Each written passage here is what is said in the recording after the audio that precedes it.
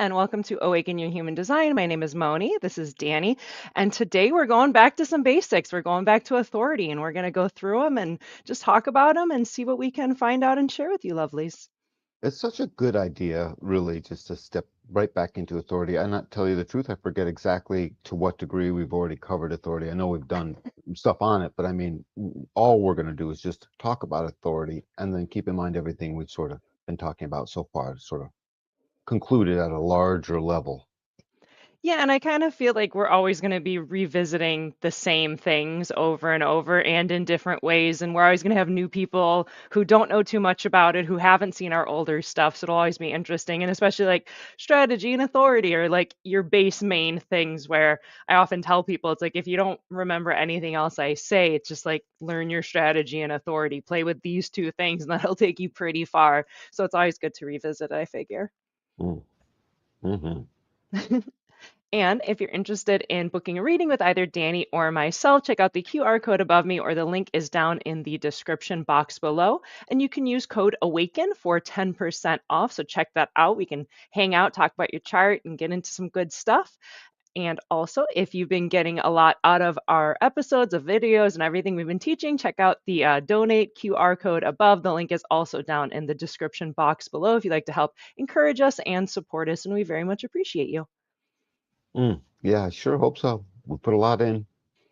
Absolutely. So, thank you to everyone who is watching, liking, subscribing, commenting, hanging out with us. We love having you, and let's get into it.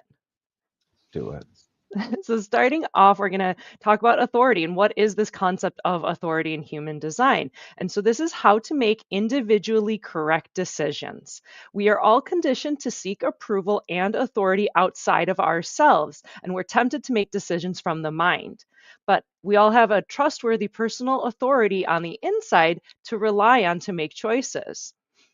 And when we intentionally practice strategy and authority to align with our unique geometry, subsequently, our genetic makeup, our reason for incarnating, and our uniqueness all express through us as our true self, and things naturally fall into place.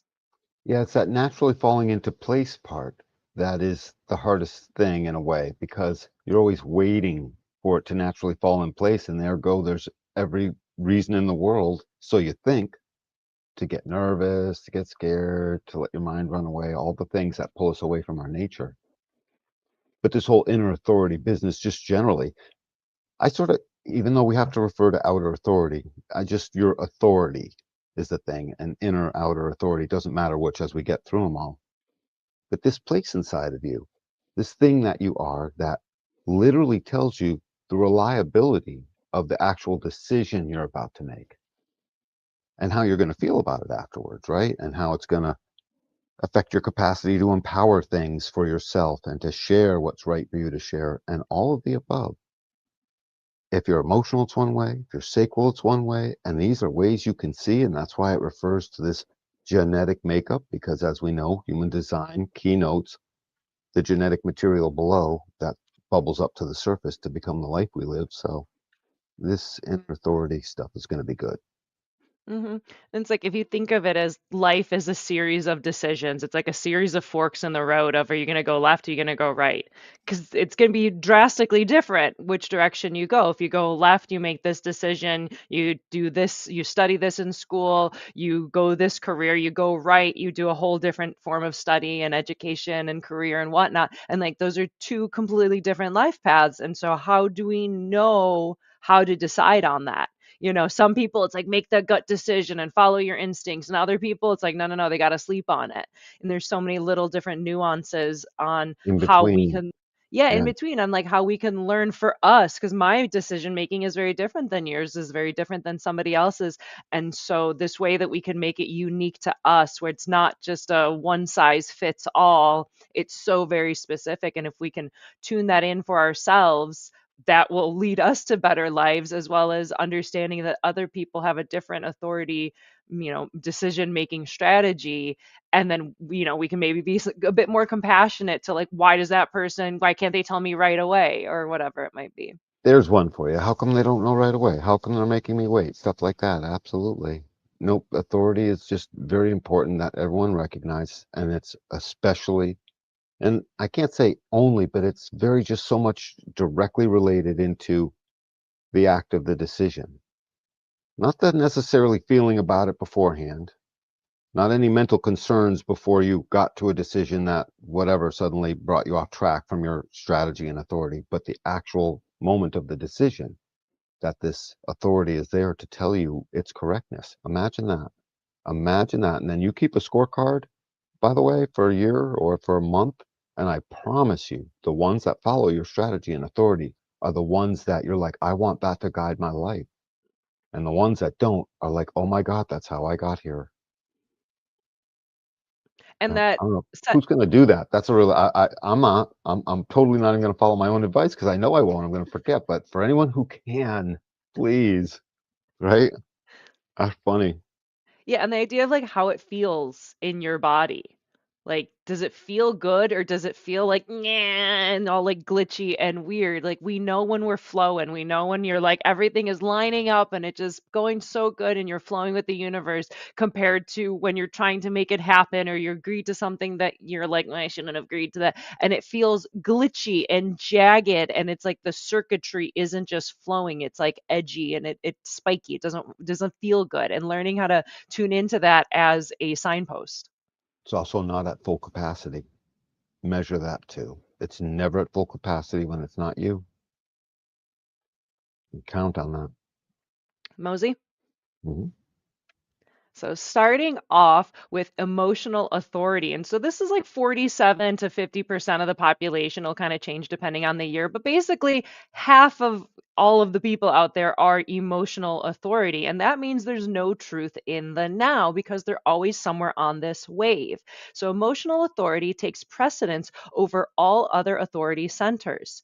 The emotional wave requires that you must wait for clarity. There's no truth in the now and truth reveals itself fully only over time. It emerges eventually, and you have a sense of clarity. So, with emotional authority, patience is key. There's no truth in the moment. Spontaneous decisions are untrustworthy and are a signpost to the not self trying to make that decision.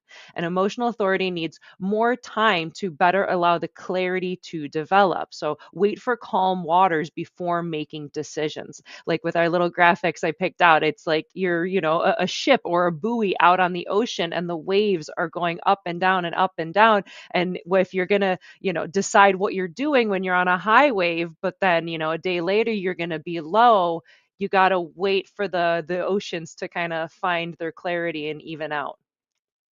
You know, that emotional solar plex. By the way, I think Jovian came out with their numbers for 2024 or 5 mid-year maybe. I think it's closer to almost 52% or 51 point something percent, but I'm not sure. We can check that as it Yeah, relates to depending on the percent. transits and what's going on. No, just being born. They're when they calculate their number on this particular one, it's just Yeah, what came in that's what I'm without the saying. Which transits. planets are where?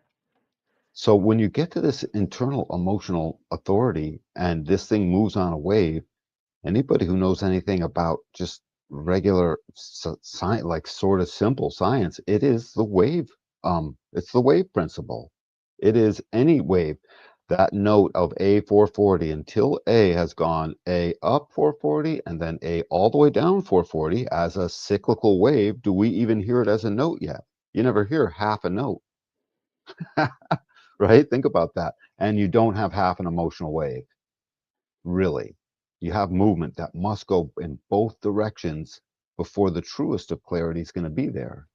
Now, if you're emotional and you're watching this, you have emotional inner authority, you have that definition. If you've looked into this, you know what channel is defining it, so you got a sort of an idea of what that is coming in. You watch this. It will follow this pattern every single time. And that's the low side that is a turbulent place that definitely not to make a decision, but to witness the capacity for the creative output to start to brew and gestate, and this ground inside that becomes fertile and it's ready to just spring up with everything. So before you let it spring up with weeds, and definitely before you put some chemical weed killer on it, don't do that. Just witness. The witness seeing actually transforms it. Remember, passenger consciousness. We sit in the back seat. What does the backseat driver do, right? Looks out the window. This is the story Rob would always tell. What are they doing with the emotional wave? You're witnessing it. You're in the back seat that's taking you on a ride. And when you finally get to clarity, you'll see it. And you'll be like, this is way more clear. And by the way, if you're going to journal this or at least take some notes on your life, witness over the course of 6 months or so that every time you don't do it, you pay. You pay. Or if you don't pay, it's through careful like skating on shaky ice that's too thin and either way it's you pay. And so start to witness that because emotional clarity that comes as an awareness from the emotional wave moving and up, down, and then back up again from hope to pain and then back again. You need that because at the end of it, the clarity becomes steadfast, almost in a way as steadfast as the ego can make a commitment. The emotional clarity can say, not for me. And then all the enticement and all the peer pressure in the world and all the other stuff is clear, or however way it goes, or yes, it is for me, or move that, absolutely go that direction. That's where I'm headed. All these things become steadfast with just as much commitment power as a defined will type decision in the now, with the exception of the defined will is definitely going to need to sleep at some point and rest and be done with the day. But this emotional process, depending on how much you let it flow, could last the rest of your life as it relates to, the mind held on to it over all of time. Spleen saw it was true for you. Will sees it doesn't even have to prove it anymore. It can just take part. This is a steadfast place, this clarity. So no truth in the now, but plenty of truth flowing in, and then good truth real soon. And even if you have a sacral, you got tons of truth flowing in right now, right? Let's say you're a sacral being, tons of truth flowing in right now, but none of it is the full decision worthy truth. It's just truth now. Yeah, I know I totally don't like that. Oh, but I do like this. Well, and I put them both together. Now I don't like it again. Yeah, sacral will keep telling you maybe, however, that was supposed to work along the way. And you witness it. And you also witness, oh my God, my sacral is driving on a river of my emotional up and down wave that must complete a cycle because you never hear half a note. Yeah, emotional authority, it's like it's those snapshots, but it's not the entire picture book. Like Hmm. you're getting a sense of like, here's where it's at right now, but that doesn't mean it's telling the entirety of the story. So like emotional authority is very like sleep on it. Like allow yourself before you're agreeing to something of like, I can't make that decision yet. I need a little bit of time. Let me sleep on it. I'll get back to you when I know, and just give yourself that out, because if you agree to something when you're in the high wave and then a week later like, why did I agree to that? Now I have to do it. You're feeling awful. It wasn't meant for you. Nothing works out kind of thing. Right. And it's that thing you can count on it being that way. That's what I'm saying. If you journal this, or at least if all you have to do is really be paying attention, willing to see it. And then, the next time it happens, you'll have a distinct recollection of the last time it happened. And even if you just do it that way, you will see, geez, I better wait for this thing. And the temptation to try and avoid the feeling of the lowness, the up, sometimes it feels like edging on despair, or it could be there, or it feels like a hopelessness, or just this low funk of melancholy that is like deep inside you, and you don't like it, is what I'm trying to get at. You don't want it, and that's your feeling about it. That can never be the place by which you say, no more of this, and you make that decision, and you drop that hammer, and you lower that boom. No can do. There's no room. You can't have it. It will fall in the wrong place for you, and you'll see. By the way, do it anyway, but do it with the awareness of the passenger in the back seat that's witnessing. Okay, let's see how this guy says it's not going to work out. Let's see if that's true. Watch it for yourself. You'll see. You want the steadfast, by the way. It's so fulfilling. It's so much better. It's like worth waiting for. Yeah, You and wait a being little able to, longer, you'll have all the sprinkles on top. If we go to the next friendlies, they have all the sprinkles on top. So I wait, right? yeah, I was gonna say also recognizing the kind of like viscosity of the emotional wave. So Mm. I'm not emotional, so I don't know what it's like to have an internal emotional wave, but I know what it's like to be around emotionally defined people and what my amplified, distorted experience of that is, where it's like it literally is a wave. There's a viscosity to it of like a heaviness to this liquid. And so when someone is high in their emotional wave, it's so bubbly, it's like champagne, or like when they drink the fizzy lifting drink in Willy Wonka and they go floating. It is so bubbly and happy and bouncing. Like, oh my God, this feels great. I love when the emotional people are happy.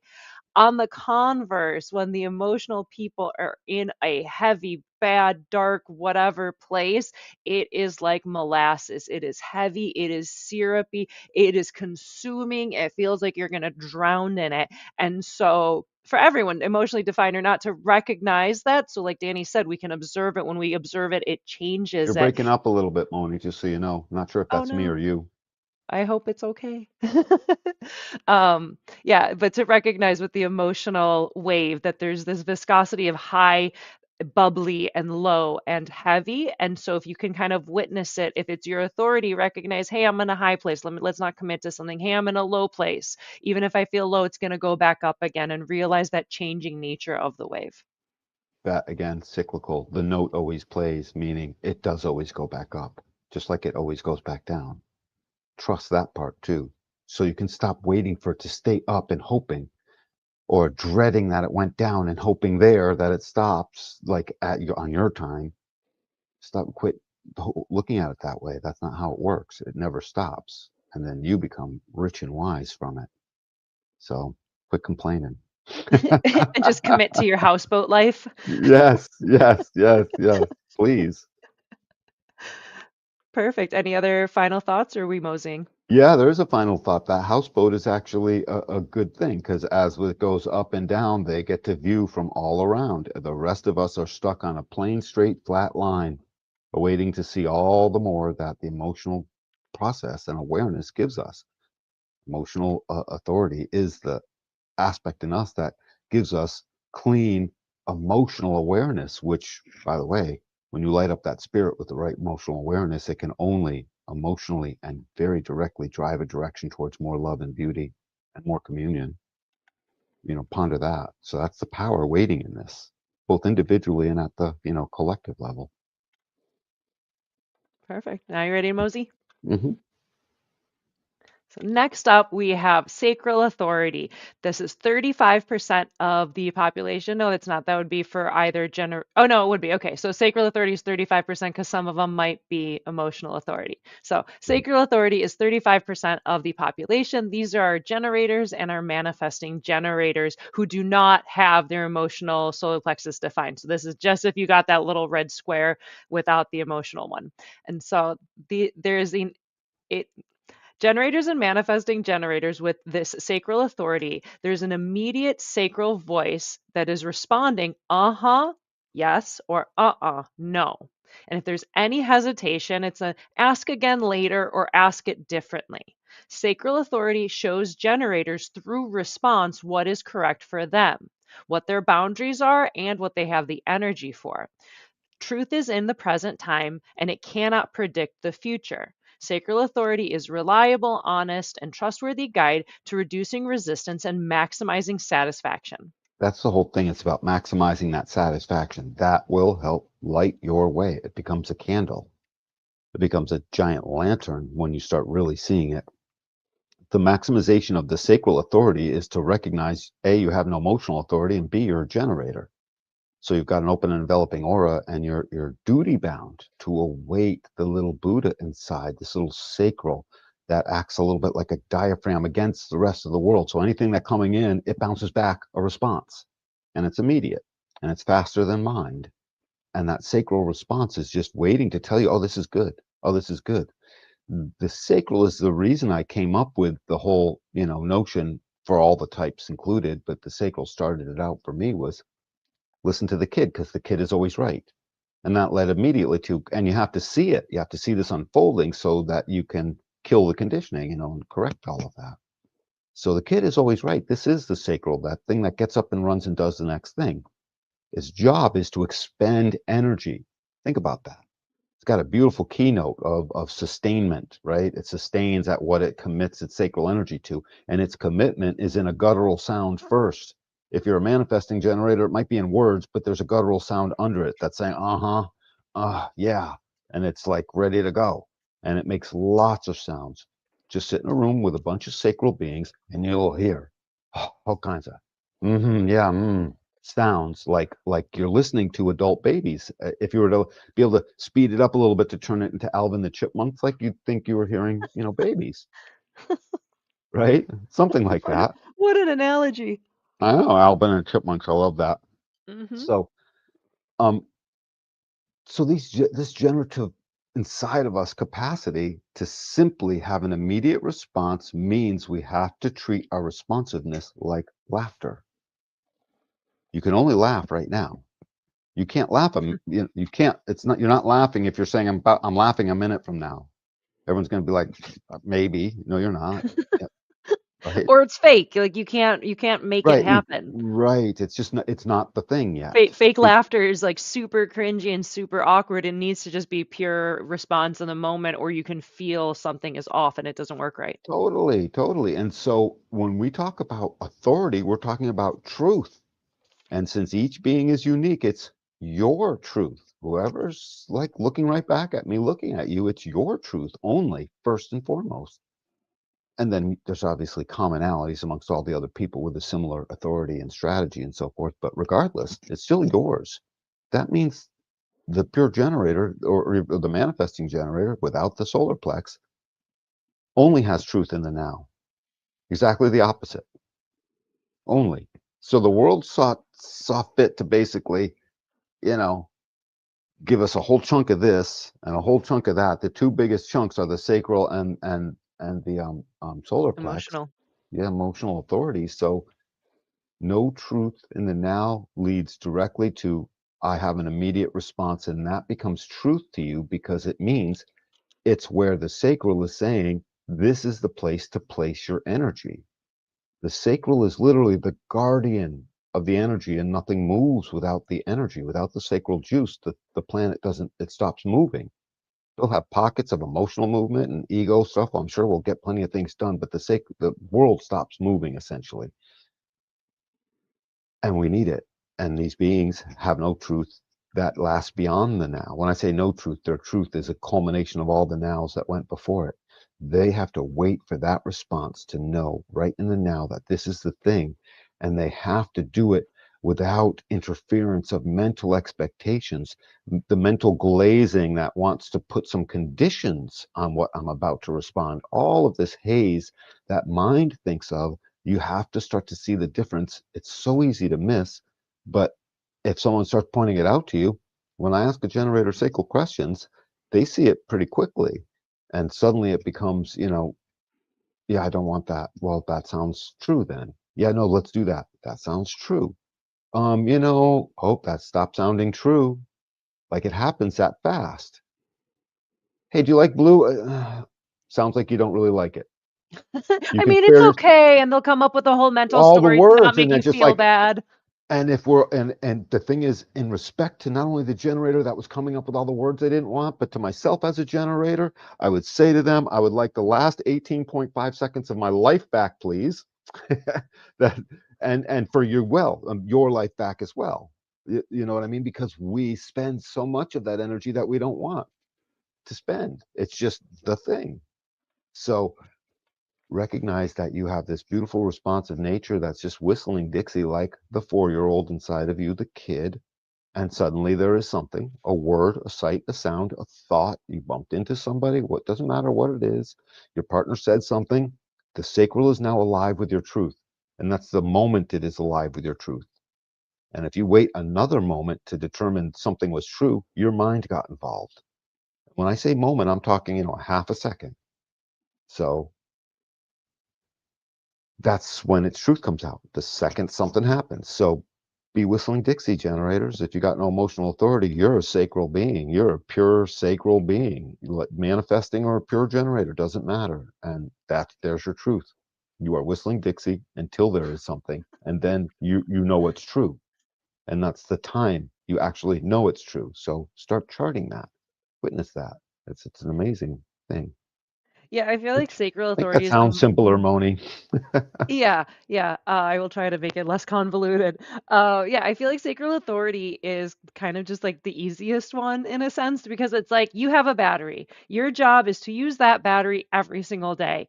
What do you use the battery for? See what your response is. And sacral authority, it is the magic eight ball. That's why I chose that graphic. It's like you have pure sacral authority, you are a magic eight ball. Yes, no, ask again later. Like it's so straightforward of what it is. My boyfriend is a pure manifesting generator with sacral authority, and I treat him like a magic eight ball.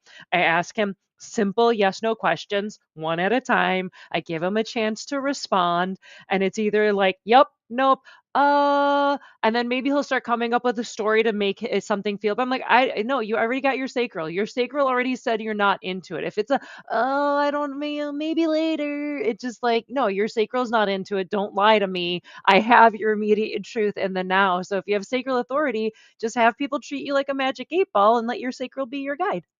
Anything he could possibly say after any all the It's nonsense. words, it might come out true. It might be on. All you can do is allow it to be like a weather vane. It might point this way. But if the other being sits there and builds an expectation over what was just said, like, oh, I might want to go. You know what? I sort of like that movie, but they leaned it towards trying to make the other happy a little bit, right? Just Oh, in that moment. completely. Yes, and just in You don't that want to hurt their moment, feelings. right? And so, yeah, that person sets an expectation. That sacral has definitely not told the truth in those words, but they might have said through their outer authority some stuff that might be on their mind about it. That's all it is a thing. So don't take it as meaning making. You have to wait till the next point of response. No meaning making outside of response. If you're not a responder, you're a liar accidentally, and you don't like it. You know, little minute one, but over and over is a thing. You're like a tiny repetitive liar. Yeah, yeah. Well, it's like those little toy soldiers where the guy comes in, it's like, oh my God, they've come alive, and they're shooting little bows and arrows, and it's like a pinprick. But 100 times later, the guy's bloody and trying to get out the door, and It's like Gulliver's now it's a Travels. Steven, now it's Steven Spielberg sci-fi, and no longer toy soldier sci-fi. But God. Yeah. Sacral authority, though, it's see your response in the moment and also experiment with it. Like, don't listen to anything that we say. Play with it. See what happens as a generator, manifesting generator. See what happens when you try to initiate compared to when you wait to respond. See what happens when you listen to your sacral response and see what happens when you don't or when you go against it. Like play that experiment. It's yours to play. See what happens, see what feels better, see when you flow with the universe and see when you're swimming upstream and it's agitating and annoying and people around you are annoyed and everything feels weird. Like that's for you to play with and learn what feels good and what works out best and, make your decisions accordingly right, in the now. in the now. Witness your truth in the now. Don't miss it anymore. It's happening all the time. It's happening right now. It's Mhm. the magic eight ball thing is a great analogy. It's just like literally what I see it as is just if you're pure sacral, you're not emotional. It's just ask a yes no question in the same way you'd ask a magic eight ball. And if there's hesitation or then it is. It's ask again later or ask Yeah. it differently. But otherwise it's yep, nope, and see where that takes you. And the funny thing is, it's even the eight ball is slow because you're still waiting for it to come into focus for that whole second or two. Sacral's even working faster than that. It's Oh, funny it's how like a fast rubber it is. band. The Yep. sacral Snap. response, it's so quick. And especially with the pure manifesting generators with that 3420, it is the quickest snap of a rubber band that it is just Right. immediate that you can feel that is like, and that rubber band. So that's kind of cool too, is the idea of the sacral as like a diaphragm, right? This idea of you have this battery that is full of energy and it is your job to use that battery every day. And when the sacral responds, it's indicating that that diaphragm opens so that energy can flow out. And so like you could feel it, especially I mean, I don't know what it feels like for a sacral being, but as a non sacral, I could feel the sacral authority snap like a rubber band, almost to the point where it can be like abrasive and like uncomfortable because it could be so intense. Does that happen with me? For you? It must sometimes.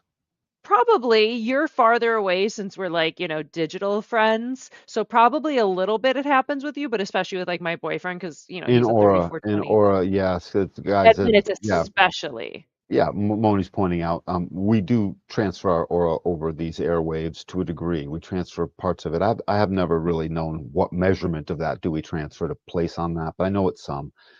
But in aura for real, within, 6 to 8 feet of the other person, that's the real baddie.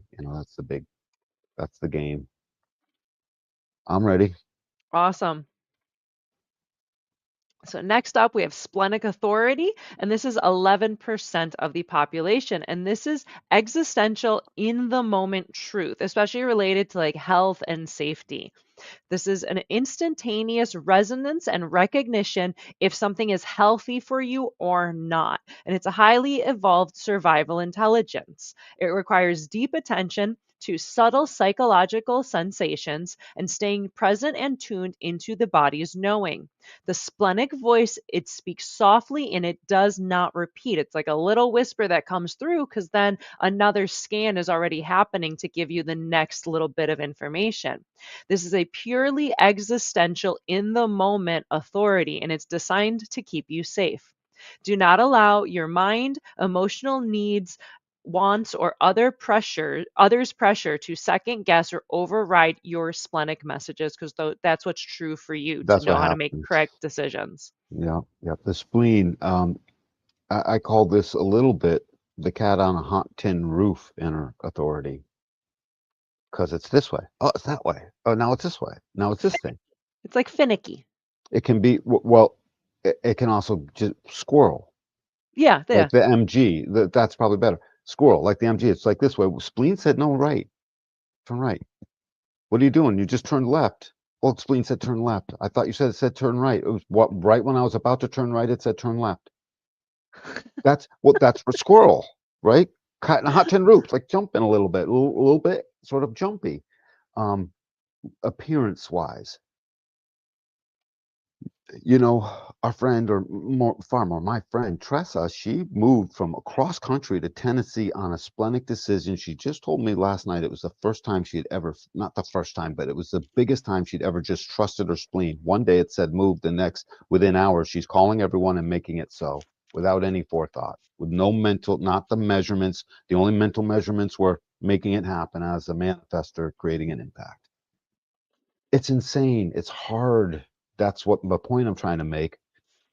To get to the point where you would trust it enough to just give that a shot regarding moving your two children, your two exotic cats, right? Yourself, the thing, doing the thing, right? Over 1,000 miles away is the spleen.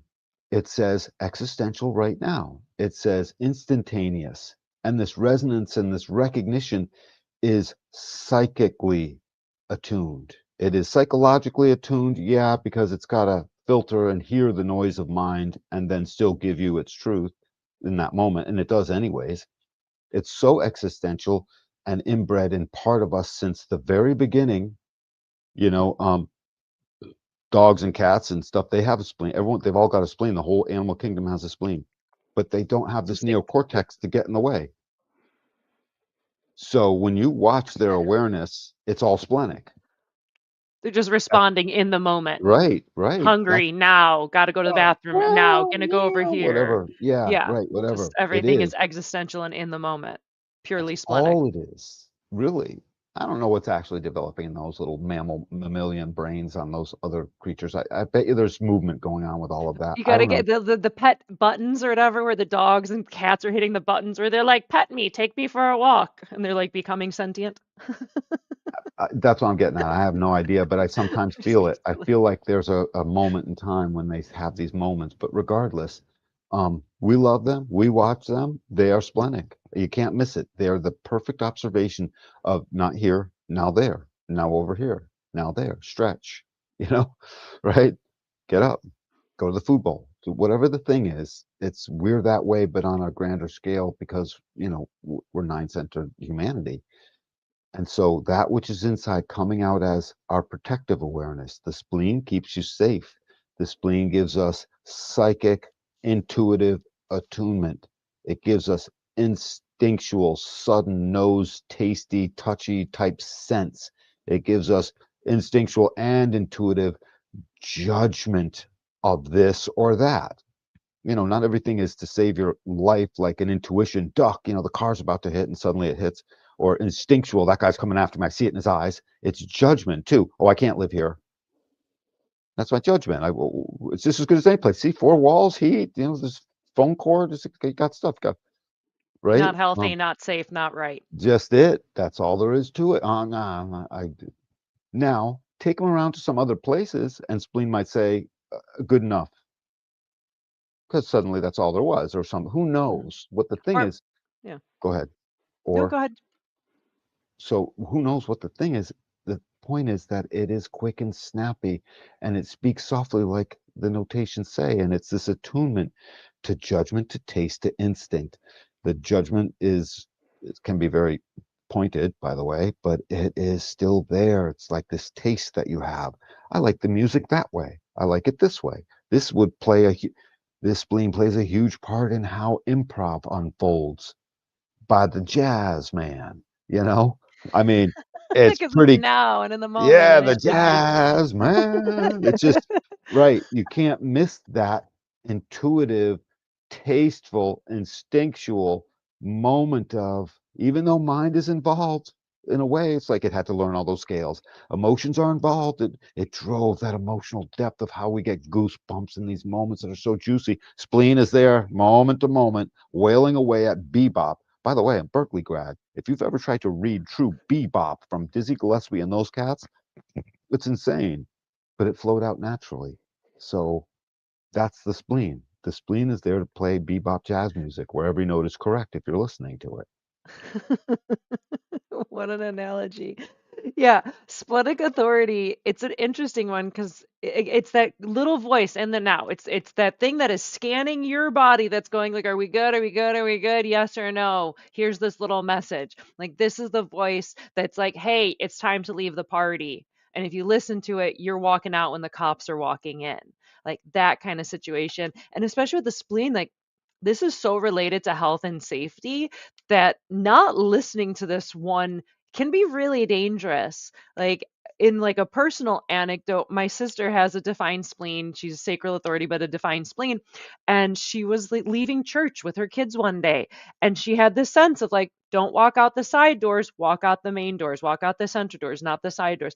But everyone started going out the side doors. And so she just went along with them, and something was messed up with the stairs outside. My mom wiped out, fell on my sister who was holding the newborn baby. My sister broke her leg, like sticking out of her skin type of thing, and has then had casts and metal put in and metal taken out. And it's like this years and years long saga because she didn't listen to that splenic instinct that said, go out the main doors, not out the side doors. So, Can like, you this is like serious business kind of stuff.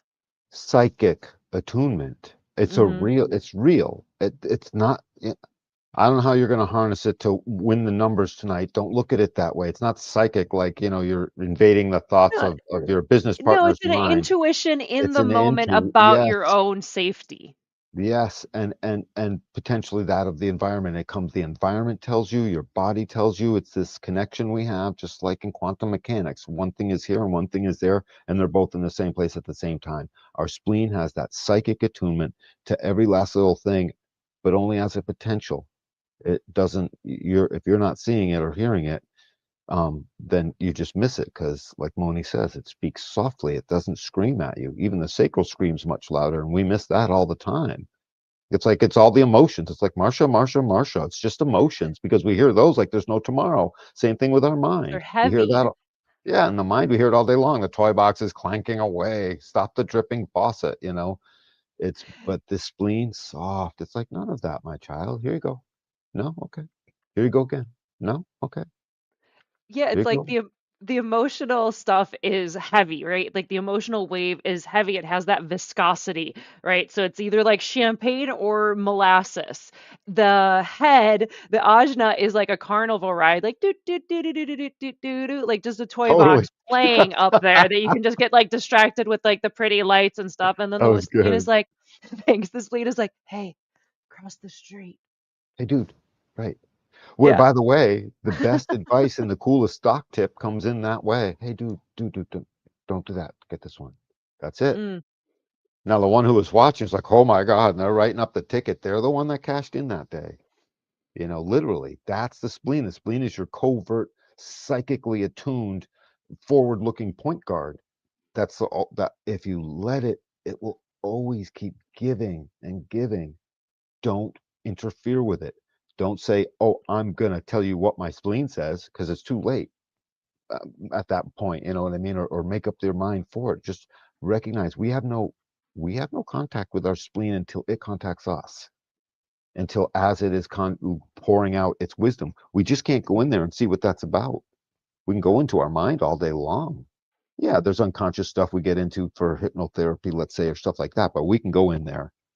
You can't quite go into spleen. You can only mentally get near spleen and understand it, sure, but spleen exists on its own, sort of like sacral. You can't quite go in. But even that you can participate with a heck of a lot more because it's a lot louder than spleen. So Yeah, and for the splenic people out there, it's like allow yourself to be existential. Like you're not here to have like a long-term commitment and a knowing on that. Like you're here to just like in the moment decide on whatever's coming your way. So I don't know, don't hold yourself to the standard of making like super long-term decisions. Like allow yourself to kind of be finicky because that's what it's kind of gonna be like for you. Where it might let be me okay one minute, it's not another. Go ahead, Yeah, I want to finesse that just a little bit. please. Sometimes decisions are long term and they must be made. Be wicked, open, and receptive to changing that. At any point in time, spleen will tell you. If it's a big decision, change slowly. I get it. Because you'll be looking at spleen will be like, no, no, get out of here. But maybe it's like a cushy job and you got a mortgage to pay and all kinds of things, obviously. So move slowly. Recognize, oh, you got yourself in.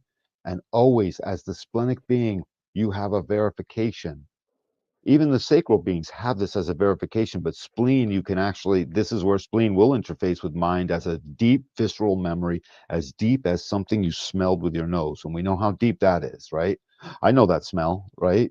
That's deep. We can remember a smell from 3 years old. Um, it has this capacity to basically, shoot, I lost my point, Moni. What was I just talking about? Fuck. I got all lost in the olfactory and I was admiring the olfactory. I'm like, yeah, it takes in everything, doesn't it? And I got lost. Oh, you were talking about because sometimes big decisions have to be made and you're stuck in a job and you have a mortgage. So if your spleen is saying get out, then allow yourself to like make your steps out slowly if it's not something that you can just drop everything and do something Mm. completely different. Like allow yourself some grace and And you'll time. recognize that verifying moment where every splenic being can chronicle this and even write down the words for it, where they look back in time and someone asked them, was there a moment where you knew you shouldn't? And every one of them's like, there was a moment and I knew it. Oh my God, Hmm. I knew it. I knew it. Your sister, Oh I yeah. knew it. Oh, she's still she To like this day, she remembers that moment because she knew. and anytime she doesn't listen to it, it bites her in the butt and she's Listen, like, was that a guess? Or did she what? know? She should What have do you gone mean? out the front door instead of the side door. She Was knew that a she guess should or she have. No, knew? she knew she should have gone out the front door. She I agree. absolutely knew, but I everyone else agree. started walking out the side, so she's like, "Okay, let me go do that." She's the one who's like how many times she was like, "Hey, we got to go right now," and they're walking out as the party's getting raided by the cops. Like she has that immediate The splenic point knowing, is, and when she doesn't listen to it, it bites her. and I agree, it's a knowing. And so everyone who's watching this and taking this in deeply, recognize it does know. Allow that, by the way. Just allow it because there is a knowing in there that's beyond your ring pass nod or mine. We can't necessarily be like, exactly what are the factors of all of that knowing? Just understand it's now known for now in that moment. Until the next moment might be a little Until different. next moment, right. And the splenic being, don't worry about turning someone off and then being turned back on by them. I don't wanna talk to them right now, da-da. Oh, wow, that might be true. And if the other being is right for you, they'll be like, "No, it just wasn't the right time." Because 5 minutes later, it'll be like, "Oh, dude, yeah, sorry. Hey, I got you now. Can you?" And suddenly they are. That's how the spleen works. Honor all of those little micro decisions that suddenly move your direction off what your mental mind thinks it's supposed to be. And the ones you can't honor, Watch and see how many times you recognize, crap, I knew it. I knew it. I knew it. So, Yeah, it's like a leaf in the breeze. It's just always a different little breeze that's going to change its direction. Like you don't know which direction the leaf is going to fall. It's just going to be nudged in these little different ways. indeed. Mosey? Hmm. I have to step away for just a half a second, but so read just a hair slow. Okay, I'll read slowly. God, he's such a riot. So next up, we have our self-projected projectors. This is 3% of the population that has a self-projected authority. And this is about listening to the direction in your voice. It's a powerful voice of the identity center because the identity center is going straight out the throat. It's going to be one of those, like, what, 4 channels where the identity is speaking out the throat. So it's going to speak the direction that you are supposed to go in.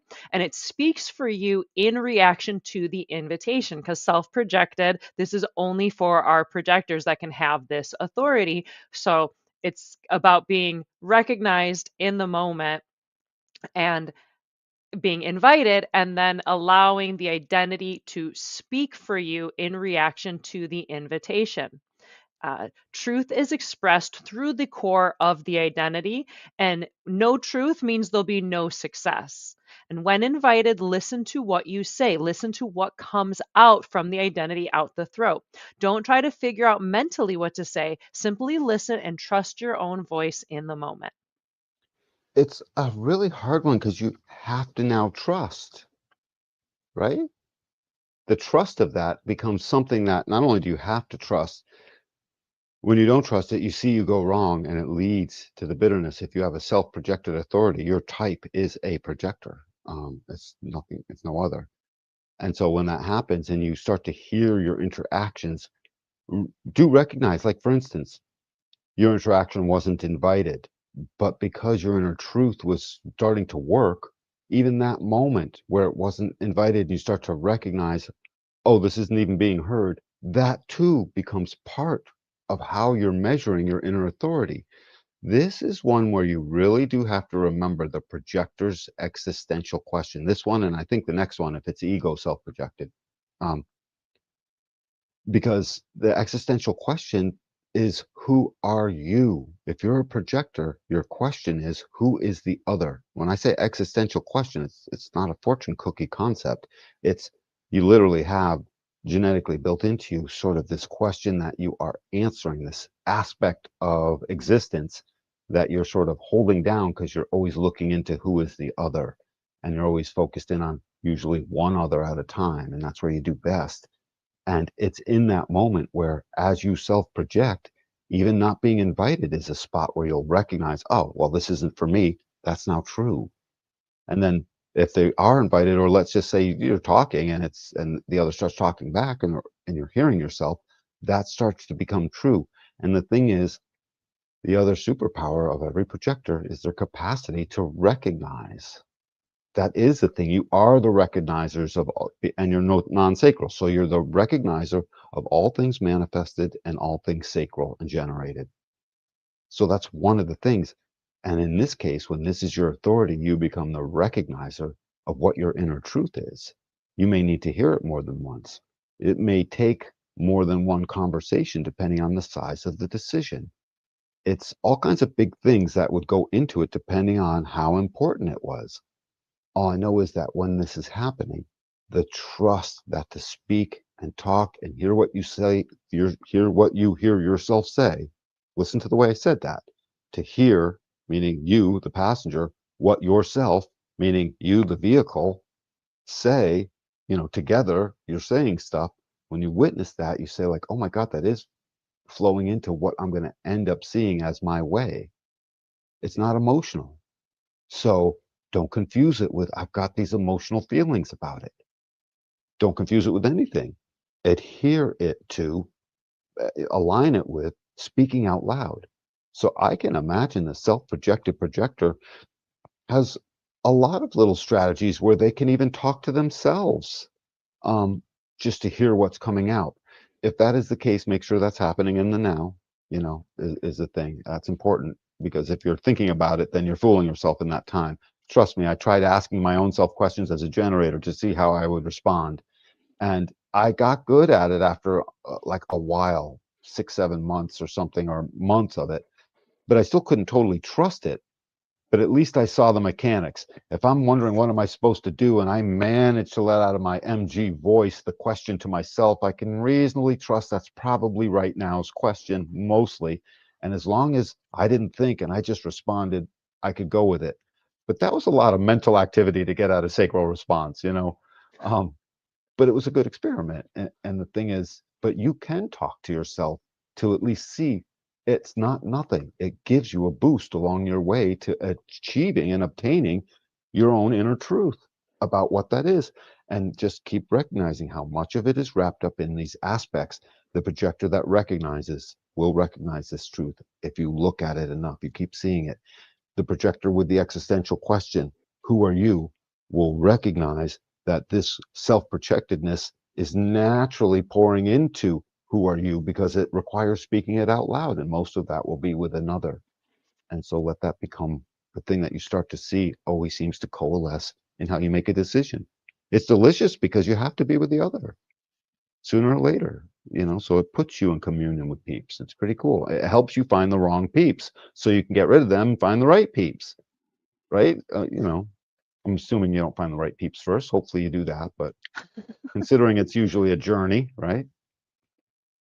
Yeah, I feel like self-projected projectors, like this is one of those authorities that would be really good to like listen to yourself on, like record yourself, like get a little like recorder app on your phone and just talk about an invitation, right? Because this is again, it's a projector. So it's somebody's been recognized and invited into something. And either if you can talk to a person or talk to your phone to a little recording app and see what comes out, see what comes out, the nature of the identities about love and direction.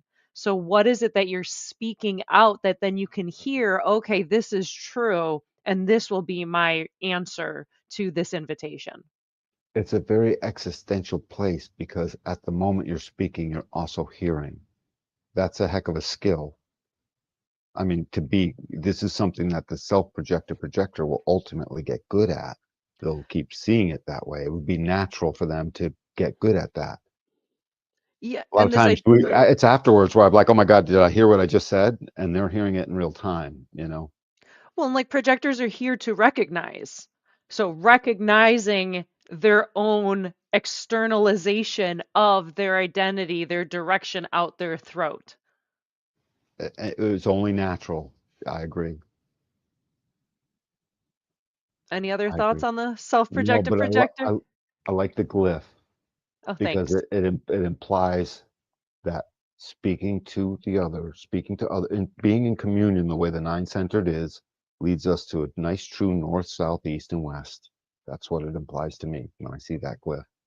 Yeah, and the idea of like the identity center is about direction. So that's why I wanted to like pick that graphic. Yep, We got to have something else to say about the self-projected projectors. They don't get enough airtime. I feel they really don't. like all our I mean, I'm of course like sensitive to all our projectors, but like especially like our little like rarer projectors and stuff. Like you don't hear much about them. So like we got to have something more to say about the Yeah, self-projected it's projector. sort of like the reflector and the quad split. You know, they're not heavily covered topics as much as they could be, but I feel pretty good about this. So you're just denying we got nothing more to say about the self-projected projectors. Uh, why? Because I would normally go on further with other ones. Is that what you're seeing Yeah, here? you like wax poetically about everything else, and you're like, nope, that's it. That's the Oh, oh my self-projected projector. Boop, boop, God. boop, boop, boop. Like, nope, that's what you get, and you better like it. Wax poetically. You better like it, projector. Or tough, tough nuggies. Well, Well, I this don't know. idea, like, there's more to say. Like, also, like, self-projected projectors, like, their heart is speaking out their throat. Like, it's a very vulnerable kind of expression. We'll recognize the power in that. You know, there's power in that vulnerability because it tells you very quickly those who can't be trusted. It's not that often your vulnerability is like in the animal kingdom where you reveal your neck and they're going to get chewed. You know, it's a much softer version. So allow it. Allow that vulnerability. I can imagine shame and embarrassment would be a big problem here. Oh, yeah, and especially for projectors, because it's like we're here to be recognized and invited. So if you haven't been recognized and invited, like you are an easy target. Like I think Yep. that's a future episode somewhere of just like, hey, projectors, don't be such an easy target because we can be such little puppies that want to be recognized and invited, and we do let in the wrong people and we do bare our neck to the wrong people. So that's part of it is just like we're here to be invited and be careful who's inviting you. See how Absolutely. somebody is recognizing you because projectors are sparkly. So we do have to be kind of careful on which invitations we receive and how we like go about them because it is a vulnerable thing. And projectors, if we accept an invitation and it's not good for us, good luck getting out of that. Like we need to be invited to leave. So it's like Mm. there's something to be said about being very careful as a projector because we can get really stuck in some weird situations. Well, I have noticed that successful projectors invite themselves to leave when it's no longer correct for them. And that's a skill that every projector should and can and see, can witness, that is something that develops inside of them. Your love for yourself is too profound as a projector to like not self-invite yourself to leave. If it's that bad, if there's something going on where, you'll see it, But or it's not that easy. I Like imagine it's not. That's you why I like said skill. I did say skill. yeah, you did, you did. It's just like that's definitely a thing of like, oh, I'm stuck here now. Like if we accept the wrong invitations, we get stuck into some like really shady situations, and especially undefined spleen, and like somebody's got a defined spleen, and now you're just like stuck. I wish it was so easy to be like invite yourself to leave. Like you get really locked in, and people want that's the thing too, is like people want projector recognition like that They they get need it. high. People You get high on projector recognition and they get offended if you take it away from them. And so trying to leave a situation like that, it can be very difficult. So like be careful which invitations you accept. That's very, very true. Yeah, absolutely. This is an existential place. You're here right now. You can only hear yourself now. If you record it, you can hear it later. But while you're hearing it now. Just what I'm getting at is your truth comes only right now, which is a common theme that keeps going except the solar plex. Other than their truth is, I'm not making a decision right now. And that becomes true right now. That's okay. But as you get down these things, you keep seeing more and more. It's what is discovered right now, what is responded to right now, what is intuited psychically through that magical spleen thing inside of us we can't talk to, but talks to us. And here, right now, what is it you're saying? What energy are you using to say it? Am I Do I love what's coming out of me? And as soon as you do, all the other parts in your body and your joy and your recognition will start to agree. And this will be the thing that noticeably just moves you in the right direction. And the opposite of that and the withdrawal from that and the denial of that or the non of that makes you fall the wrong way.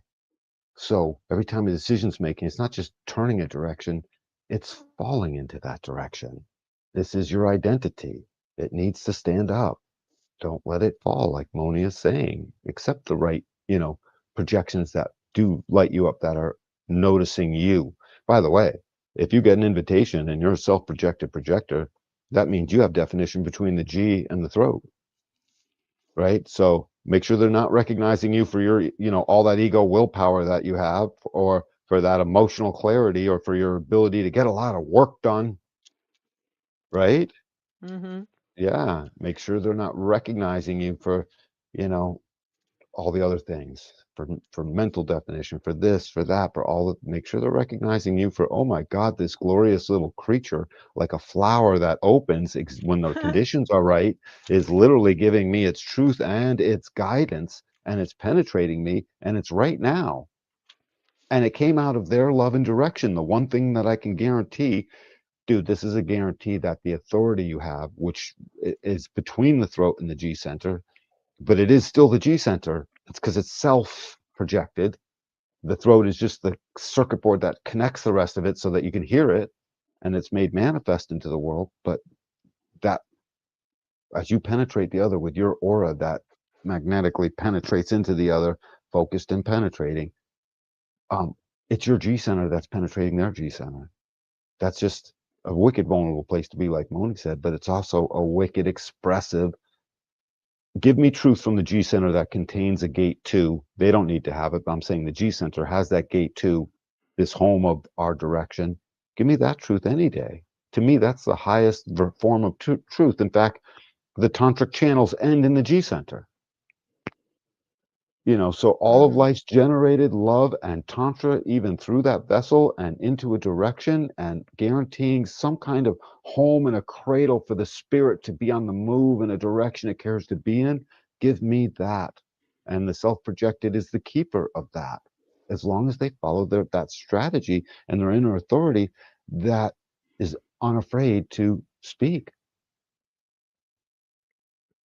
And I imagine there's an aspect of if you're self projected and you're listening to yourself talk, listen if it's bitter or sweet and successful, right? Because projectors, we're Good here, one, Moni. Yeah.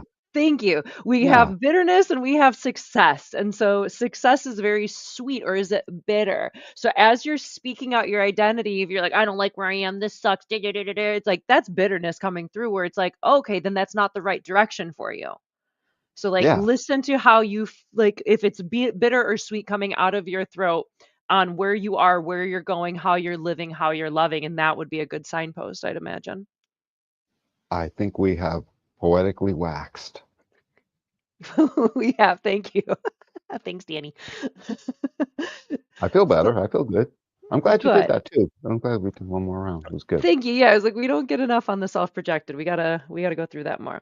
So next up, we have our ego manifestors. This is 0.8% of the population. So we're getting into our really rare kinds of authorities. An ego manifested authority is about hearing your will. It's the will connected to the throat and speaking the will out the throat. The authority is expressed through the throat. So listen to what you say to know your truth.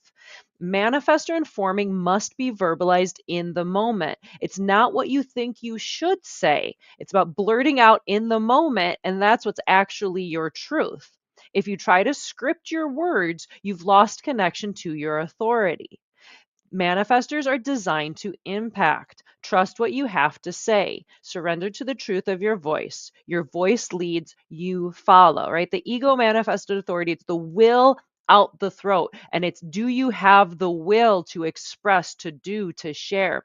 I have an ego manifestor friend, and he said he could hear it in his voice. It's like when he's actually truly speaking from his will, there's like a depth, there's a power, there's this like powerful masculine oomph that comes out from his voice. Whereas when he's not, or he's trying to script it, or he's trying to like feel bad or manage other people, it's more of a high pitched, there's no oomph, there's no power to it. It's kind of squeakier that's coming out. So hearing the will in the throat to decide what you want to do and impact.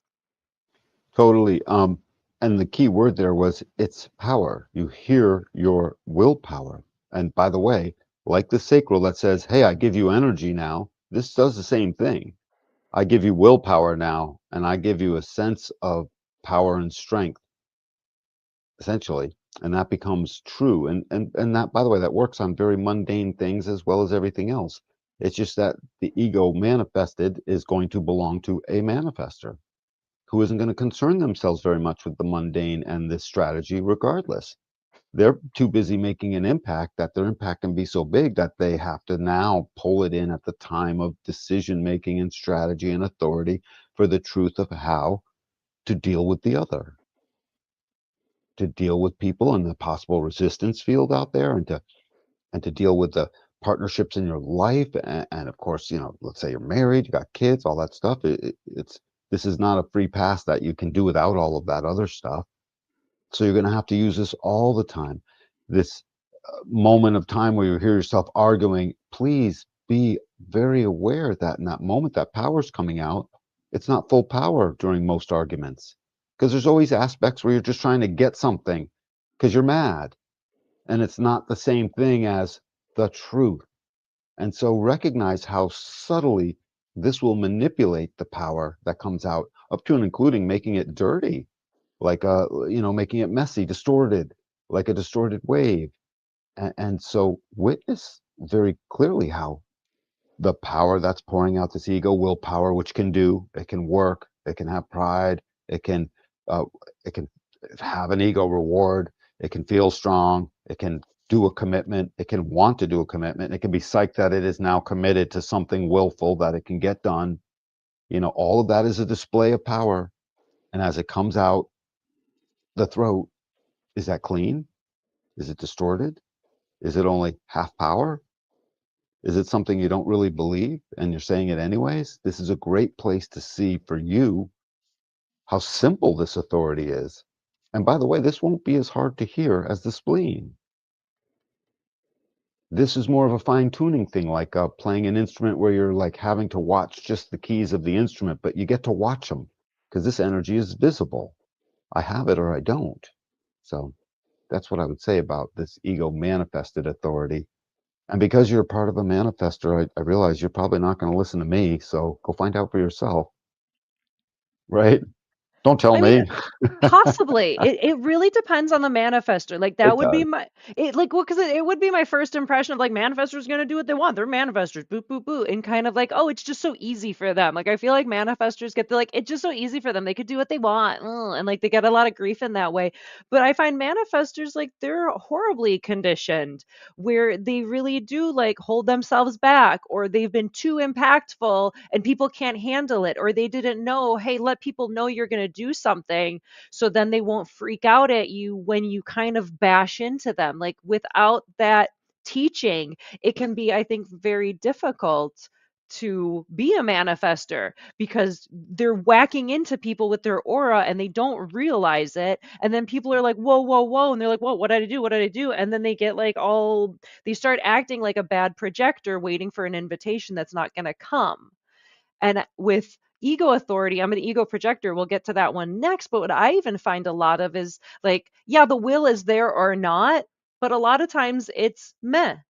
And you kind of get caught up in other people's stuff because it wasn't like a huge yes or a huge no. It's just kind of like, I don't know. And you get stuck in it.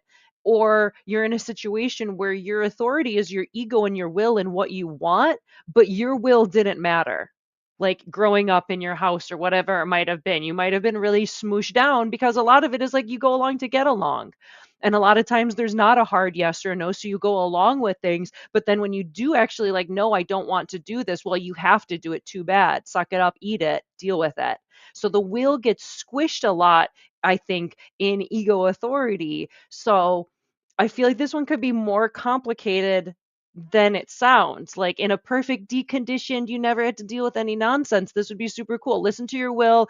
Do, like your will wants to do something, let people know, go do that thing. It sounds super easy, but I feel like ego manifested could be like super, super conditioned to their will doesn't matter, or don't bash into people, or hide away, or all these different things. So I think there's a lot of grace to be given to our ego manifestors as they learn how to navigate something that is big and powerful, and their will can do something, it can do it really cool. And learning, okay, my will is really lit up, I want to do this. Okay, who am I going to knock into if I do this? Let them know. And by letting them know, that resistance will drop away, and then they could just do the thing. But they need to be able to say that they're going to do something and not be bothered, not be stopped, and learning how to navigate that and not fearing that someone's going to try to control them so they don't tell them and then they bash into them and then the person gets upset and it all turns stupid. So, like, learning to navigate that appropriately. Yeah, and if you're at all into your human design body graph and you have this as an inner authority, pay attention to the other gates. Part of what will drive the will is what your collective gates or your incarnation cross wants to share. Part of what will drive your will is the empowerment you feel. If you've got a gate 12, for instance, and suddenly now you know you can do, it's like, I definitely know I can do this if I'm in the mood. And suddenly, if you got individual definition anyplace else or just individuality inside gates, you'll see, oh my God, mood is important to my will.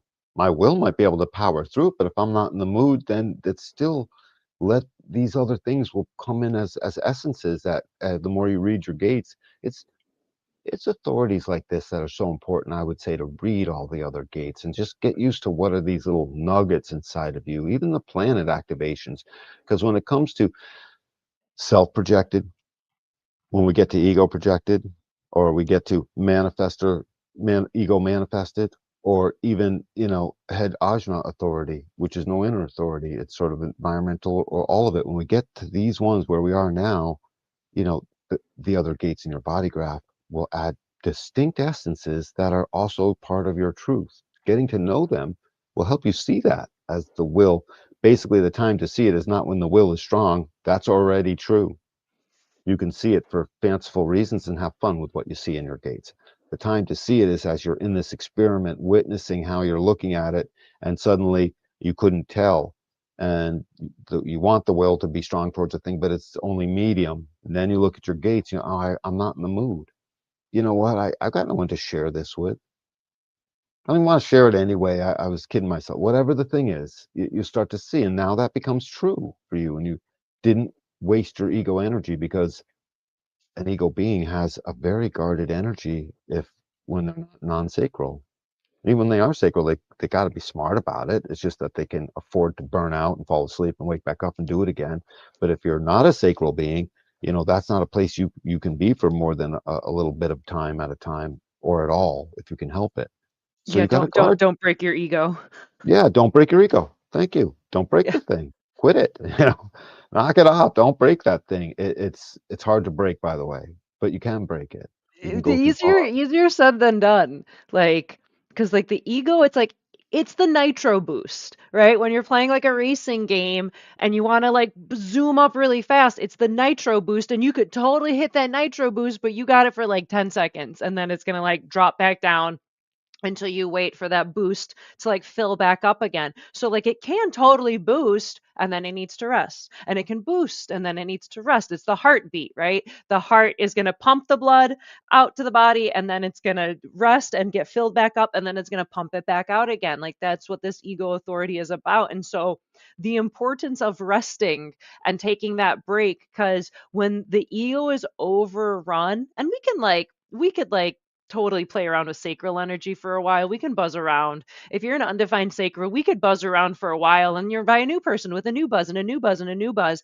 But you're going to totally jack up your sacral after a while, and your ego is eventually going to get exhausted and it can't keep pushing beyond what capacity it has. And that's when you turn into the crying toddler. When the ego is exhausted, it is the crying toddler who can't handle it, and you're just starting to freak out because you don't have the energy and you just need to lay down and take a nap. lay down and take a nap is literally the right advice. I mean, I couldn't even put it any better. And it really is good advice. Like literally lay down, and if not take a nap, just lay down, close your eyes for a little bit. Zonk out. Do whatever Zonk it is out. where you're Yep. not working. Because, like, Yep. if all you have is your ego as a motor, anything we do is work. Like, it's not like there's some things that are like more fun, but anything that the ego has to do is work. It's not just, oh, free for all, like it feels like to the undefined wills. You guys just think it's like a free for all and let me like just like jump into this will or whatever. It's like, no, it's Yes. work. Yep. So it's It like, is. what are you wanting to put your work into? What is worth it to do? I like it. I like it. Awesome. Ready? Let the ego manifest. Just recognize the ego manifested authority, recognize their manifestor way, and that they're very much in cooperation with their throat to feel and hear and know the strength of what the ego is pouring out. And just recognize that these two things go together, and you are meant to manifest. You'll hear it. It'll be clear in your voice through that willpower. It's a good place to be. Perfect. Mosey, Hmm. nice cherry on top. So, next up, we have our ego projectors who make up 0.45% of the population. We're super rare, and I feel real special about it. So, for ego projectors, the question is, what's in it for me? The only thing that we can trust is waiting for the invitation, and we need people to come to us to invite us. We need to be properly recognized and invited. We can't just do the thing, even though we have a defined ego. It's like we're waiting to be invited and first being recognized and then invited, and then listening to our heart's desire of what do I want. The heart stays healthy by making and keeping promises and proving it has the will to complete that which with which it has agreed to. And to avoid physically taxing the heart, we must be correct when committing our energy over a prolonged period of time. It's that correctness, that taxing the physical heart. This is the heart muscle, and it's also other aspects. It's the gall of the human. It's this thing that is the warrior or not, is the willpower or not, is the commitment or not, is in control of its energy or not. And um, when it's this ego projected, it is the warrior or not, because it mandates there's one channel. It's 5125, the channel of initiation. And if that's the channel in your body graph, that gives us, by the way, all of these could come with head definition and still be that authority. They just can't come with any other definition inside the body graph, because then the authority will change. It could technically come with a root center and stay the same, but you can't have a root center without one of the other three main authorities being attached to it. So, sort of like the head center in that way. But just head center definition or not, or head to throat, excuse me, ajna to throat, wouldn't matter, as this authority is coming out literally from the ego heart's desire.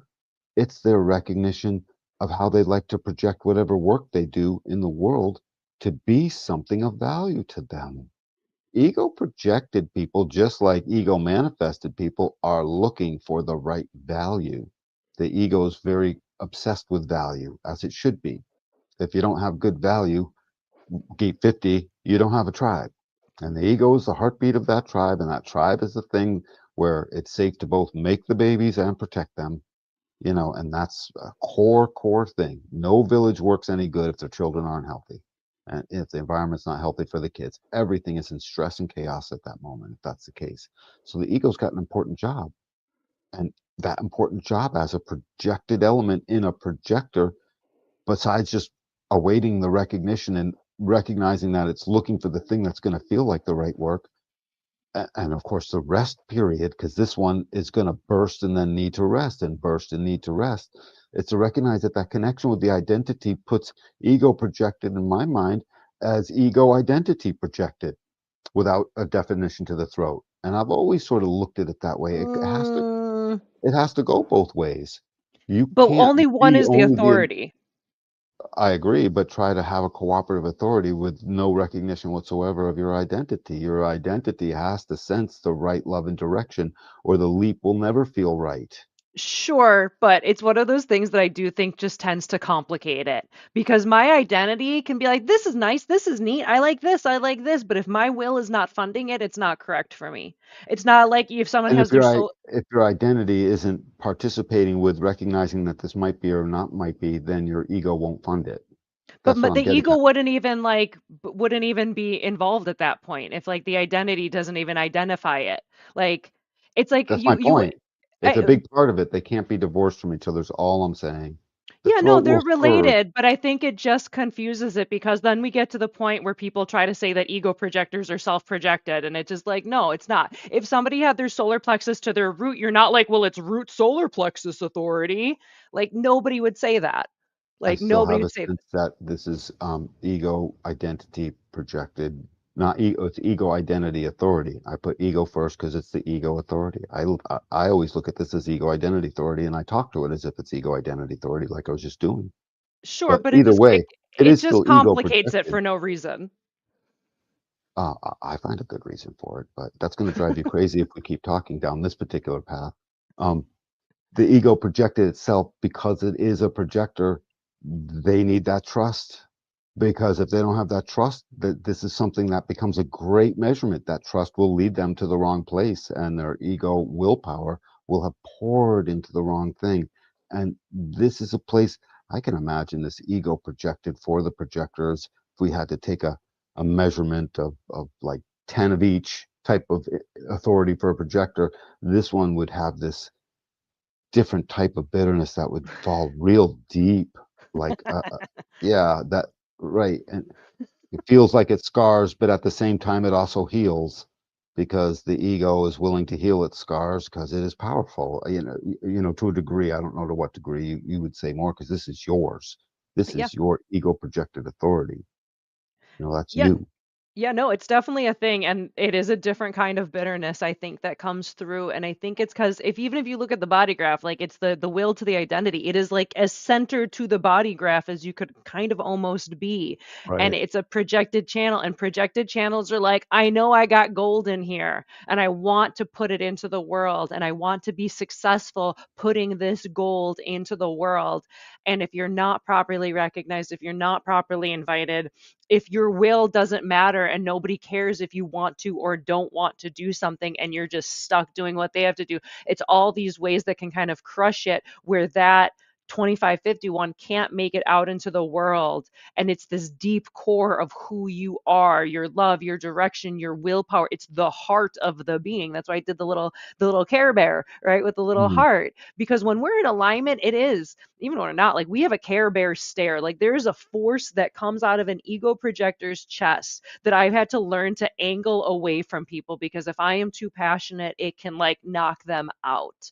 And so it can be this love shining the new direction, and I'm going to take my machete to that jungle and we're going to forge a new path and like let's go.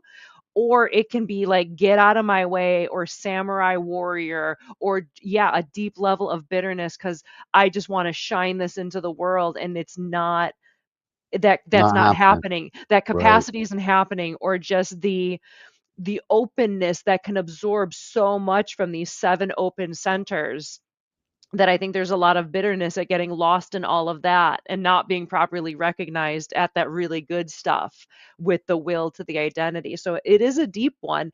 And back to like the authority side of it, it's like if you think of it like the heartbeat, the heart is going to pump out the blood and then it's going to pause and refill. Well, it needs to know that like good fresh blood is coming to like pump into that heart. So it goes back to this, like, what is in it for me? Am I going to get more out of this than I put in? Because I know if I'm doing something and I'm going somewhere, I'm going to bring my magic. I'm going to make it nice. I'm going to put in all this effort and energy and like look real cute about it. And I could bring all of that. But if I'm not getting something worth it in return, like what was all that effort worth?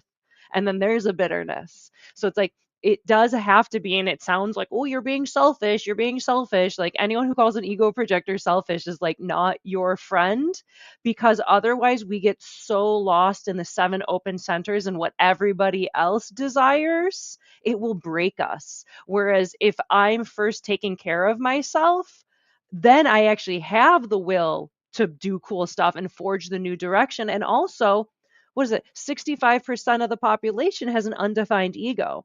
So they're amplifying the quality of my will. So if I'm not taking care of myself, everyone around me with an undefined will is going to look really sketchy and they're going to be having a bad time. Whereas if I go lay, I go rest, I take care of myself, I eat, I put on my own oxygen mask first, my will be so overflowing that everyone around me with the undefined will also be overflowing and have access to that energy. So it sounds like, oh, you're being selfish and it's a bad thing. And there's all this like grief that we get for this kind of stuff, but it literally has to be what's in it for me, because otherwise I will deplete myself. It is the heart that is going to beat out the blood and nothing's coming to refresh it.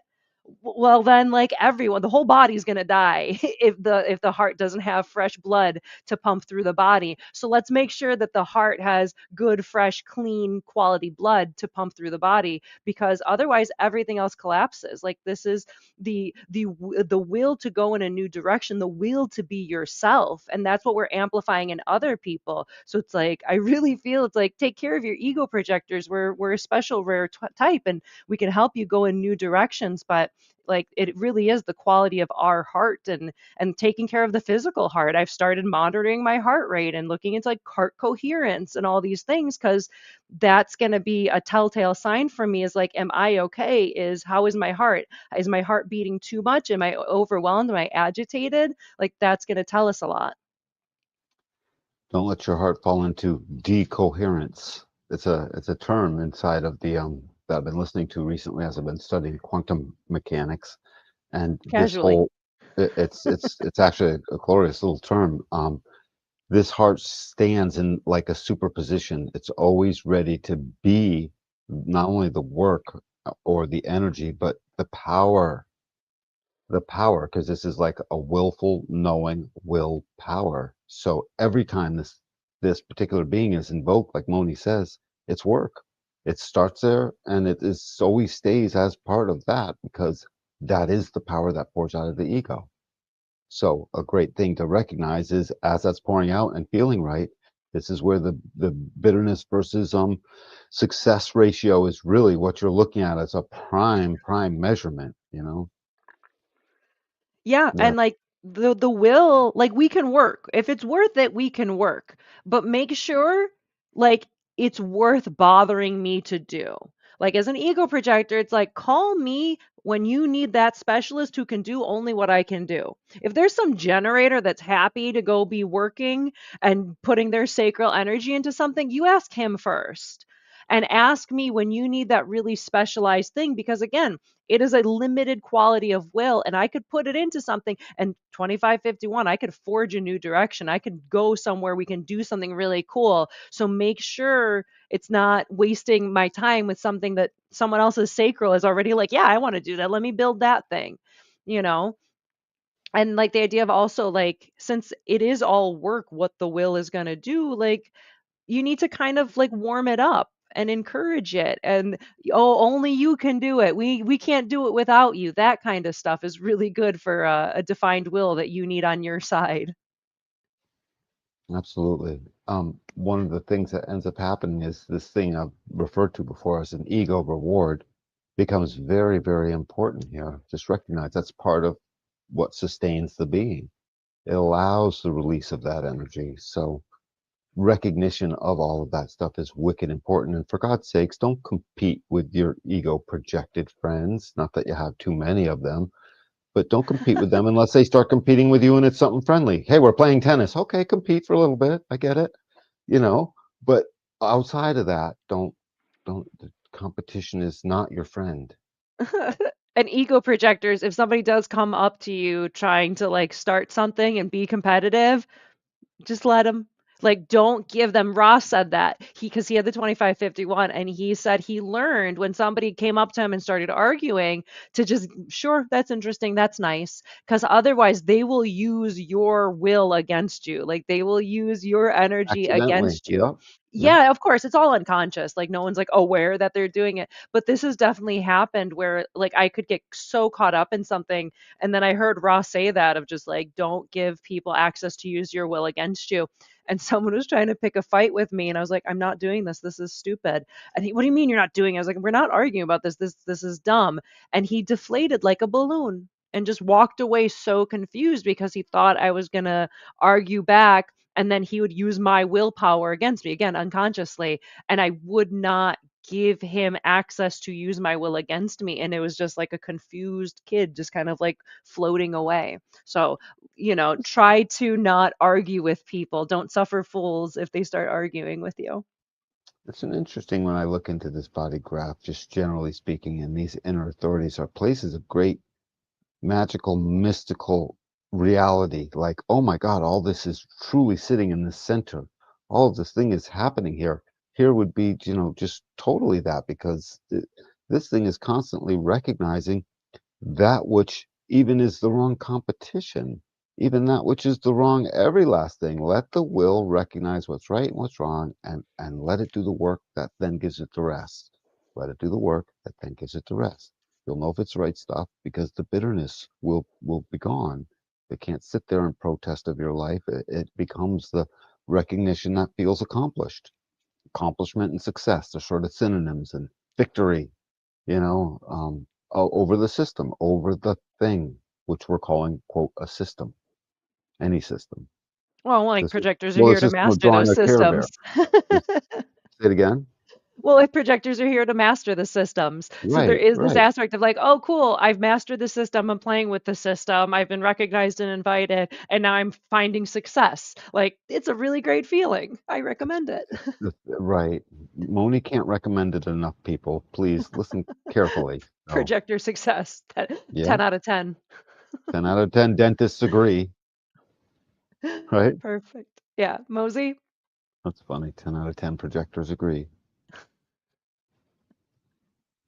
So next up, we have our mental projectors. And so this one, this authority will be kind of funny because it'll sometimes say like no inner authority or no authority. And now I started more recently seeing like environmental. So this one can kind of have multiple names, but these are our mental projectors. So this is head, ajna, throat business without anything lit up below the throat.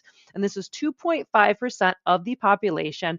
And for them, it's about location and sounding board. So our mental projectors receive guidance from sensory information about the environment. And remember, if you're in the wrong place, you're with the wrong people. You could ask yourself, is this environment correct for me? And also, it's about hearing your own ruminations about decisions. So, this is like this two-part thing because there's an undefined identity, then you can use this environmental authority of do I feel good in the place where I am? Do I feel like I'm in the right environment, the right location? Because if you're in the right location, you'll be with the right people. If you're in the wrong location, you're with the wrong people. And then the flip side, the sounding board idea is because there's only definition above the throat, then it's about them kind of talking out what's going on up there. And then as they hear it back, either by talking to somebody who will listen to them or talking into like a little recorder app or journaling, but by then being able to, from the outside, see what they're saying, processing that to see what is the correct decision for them. Well, to have this environmental slash no inner authority is, again, not to say that there's not authority working within the internal workings of your biochemistry package, the body, the vehicle. Um, it's just that it's not literally inside where we see these main authorities. So that's fine. This is a lot like the identity projector, self-projected, the true G center to the throat. And notice there's a combination. I mean, there's those two things are a little bit cohesive because this is all the head center point. It doesn't have to connect the throat, but it's pointing right at the throat. And if the G center is connected to the throat, then it's an identity projector. Um, this is very similar to it because they too need to hear what they say. It's just that they need to go back and forth, and that's why Moni picked the word ruminations, because a rumination is a process, whereas the identity projector needs to hear in the now what is said, and it's because their body's saying it. And in the this is the mental projector, and so in the mental projector, this becomes let me ruminate both on my own and with others. I need to have solid friends I can talk to and hear myself talking and see where I go with it and what other things might occur to me. This is the great space of where a variable will really show itself because this mental projector is right by that cognition of the four variables. That's where it belongs. It is part of our cognition, all four variables, including the nodes that move us. So that's a part of our environment. So the environment is very much the people in it. And right, the GSEN will be like, I don't think I belong here. Yeah, that's true. But you're still going to talk to your friend that you're with, unless you're on your own, which is you have to do sometimes too. But any bigger decisions, call your bud, talk to your partner, talk it out loud. We should start up a new business, a phone bank of professional friend talkers. So you could just call professional friend talking and It's you like can talk it out. What? the Simpsons, though, and Marge was the listen lady. The listen lady, love it. Yep. But this goes further. You got to talk back too. So professional friend talker. Um, there's actually probably a market for that because this is in the world and it's not the only one that needs to talk to the other to find out what's going on. Um, I have mental definition. I constantly have to hear myself sound it out as well, along with other things. Hmm. But it's Yeah, hearing communion with the other, the interaction that goes on, the further rumination, because you're mental. And what is the frequency of the head and ajna awareness system? The frequency is over all of time. It's not a frequency in a wave like the emotion. It's not a pulse that is just an existential in the now, like the spleen. That's its frequency. It's just now, just now. This is over all of time, one straight line. 3 years old, if you remembered it and you can recall it, over all of time you will have it.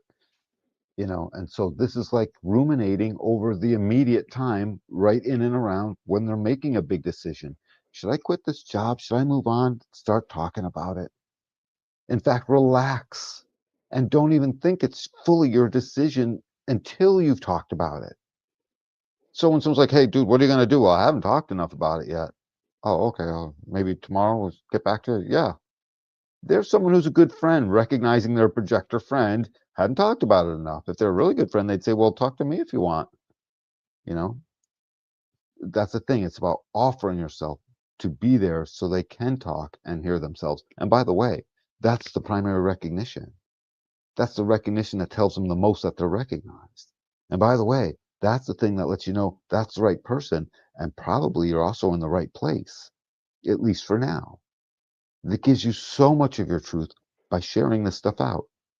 The problem with it is, what if your definition is 61, 24, 43, 23, right down the center, It's and you're all just a individual. unique freak and you can't really get it all out and you're not even sure? What if you're all that and you're missing 23? So there's a Mm. split, you know? You're gonna have to have, and you're a 2-4. Let's do that. I put every impediment I can think of in there, right?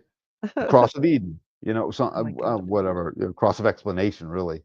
Um, there's again this that nature might be make it more difficult, all the more reason to have your unique and creative friendships and bonds and various things so that you can call and talk. And by the way, you've already figured that out in many ways. So when you can't get it at home or there's not enough friends around, you've got a friend at the local store where you go to buy your paper and you stop and talk to them for a few minutes.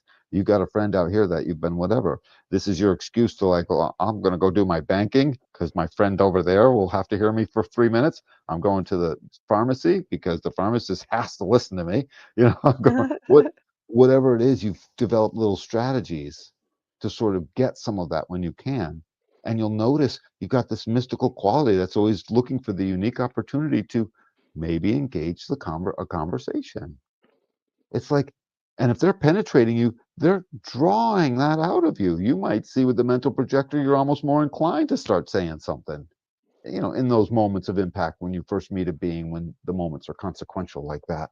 So let the words fly. You are the wordsmith, and the words are the wordsmith of you. So you can only see them when you're in combination with the other. That makes you and someone else, and that will always make two. And so try to get to that number and talk it out. Yeah, and understand your friends' authorities and their definitions to try to ask. Like if somebody's like a generator, be like, hey, I just need to like blah blah this. Can you just hear me out? Like I don't really need much feedback, but I just need to have somebody I can talk to about it. Or inform the manifestor, hey, this is how I function, and it would really help me if I could just talk at you. Do you like would that be cool? Like Mhm. inform the manifestor, XYZ. So you can find those people who are like, "Oh, cool. I don't even need to do anything." Especially if you let people know, like, "I don't need anything from you. I just need someone to talk at."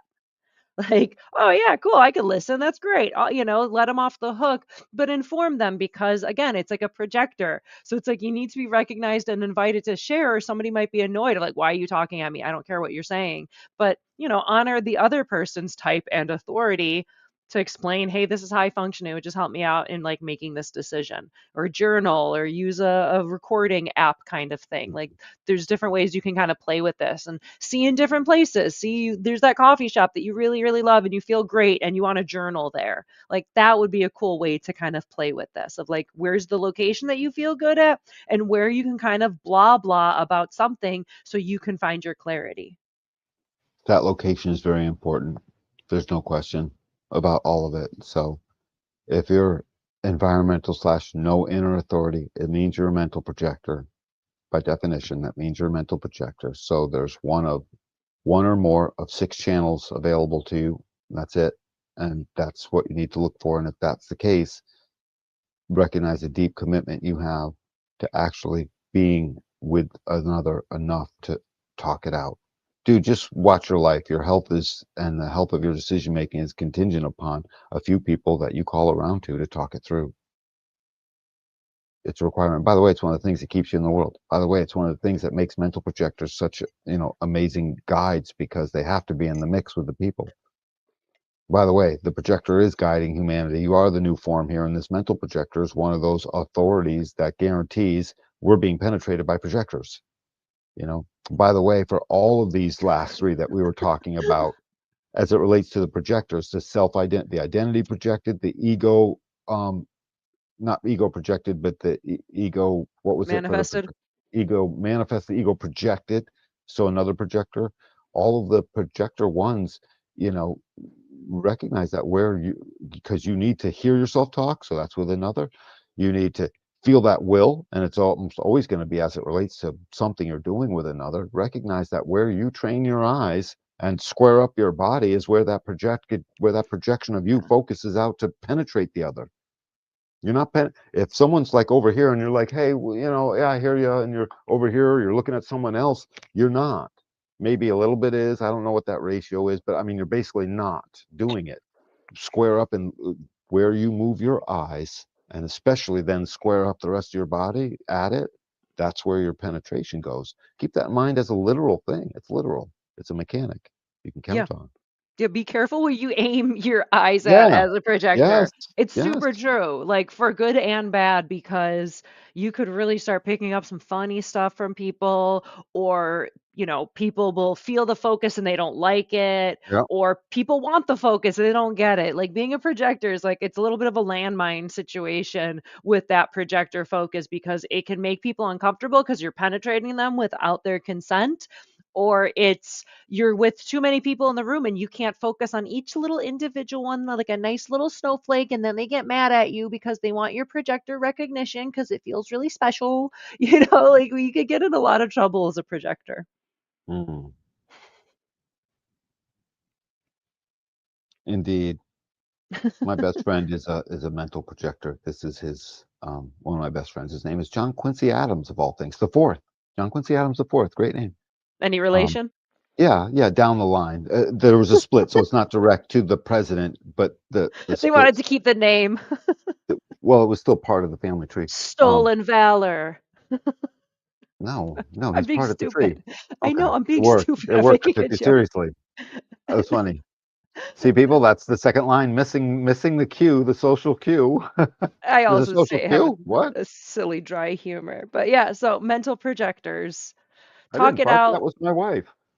Missed the social cue. So listen, I don't know. I won't go much farther with this because I remember Quincy would constantly turn around and say, and while it wasn't invited, and sometimes I just had to get away from it, I realized that was my having to get away. That wasn't Quincy's need.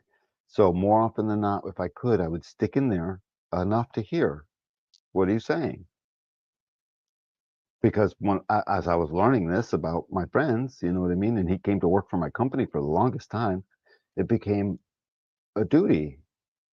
I couldn't tell to him. He was thick and dense and he would not hear any of this. He's Oh, like, what are mental you projectors are hard to decondition. doing? Okay, John. Yeah, gotcha. Safe and effective. I get it. So at the end of the day, I just had to do the thing.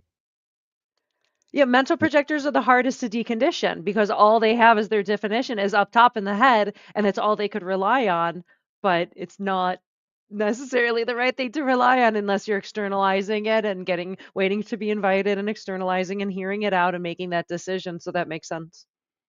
Yeah. And by the way, it's a built-in filter for crappy decisions. I mean, it is because it forces you to take a little bit of time, like the reflector and almost like the wave, but very much like the reflector, because this is now approaching what people very often ask, am I close to being a reflector? And if you have any inside definition, absolutely not, because there's a motor there somewhere, somehow, usually, or there's an awareness, Yeah. from And the the inside. aura is completely different. Right. Like, yeah.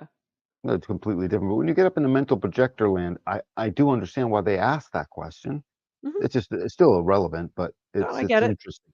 So you guys are really taking in a lot of all the other motors. You're open to all the motorized energy is Yeah. the point. And so it is important you take time because one motor will take you one way and another will take you another. And they're all in the world. So you got to hear yourself. You got to hear how that environment reverberates with the words you speak. And you're speaking them at someone, but there's still the sense of the whole rest of the environment is shaking with the vibration of what you just said. You're taking all of that in, and sooner or later it comes to something that makes sense to you, that is an actual decision that you can live with. Yeah. And like projectors with many open centers, like they're more vulnerable than reflectors. Like everyone's like, oh, reflectors, they're completely open. There's no definition. It's like, yeah, but they have that Teflon aura. So reflectors have more protection on their aura than projectors do. So someone like a seven open centers, mental projector is far more vulnerable than a reflector. Mm, absolutely. And people need to ignite the capacity of this being to just speak freely, because it's in the speaking freely without expectation that will bring this being to its own truth. And they need that. Perfect. Mosey? Hmm. So finally, we have our reflectors with lunar authority, and they make up 1% of the population.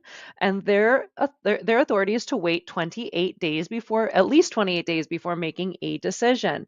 And so they have the reliable and repeatable pattern of the moon's transit to track their energy. And for important decisions, wait at least a lunar cycle. And this allows time to contemplate and discuss with trustworthy confidence. Slow down. Don't let the world rush you. Pay attention to your environment. You're mirroring it. So notice, how do you feel in this environment? Is a good environment, is a wrong environment? Be in the correct place with the correct people. All of this stuff is a feeling and a sense you have. And just like the ego projected must pay very close attention, and the actually all of those three ones must pay very close attention to their bitterness slash victory cycle.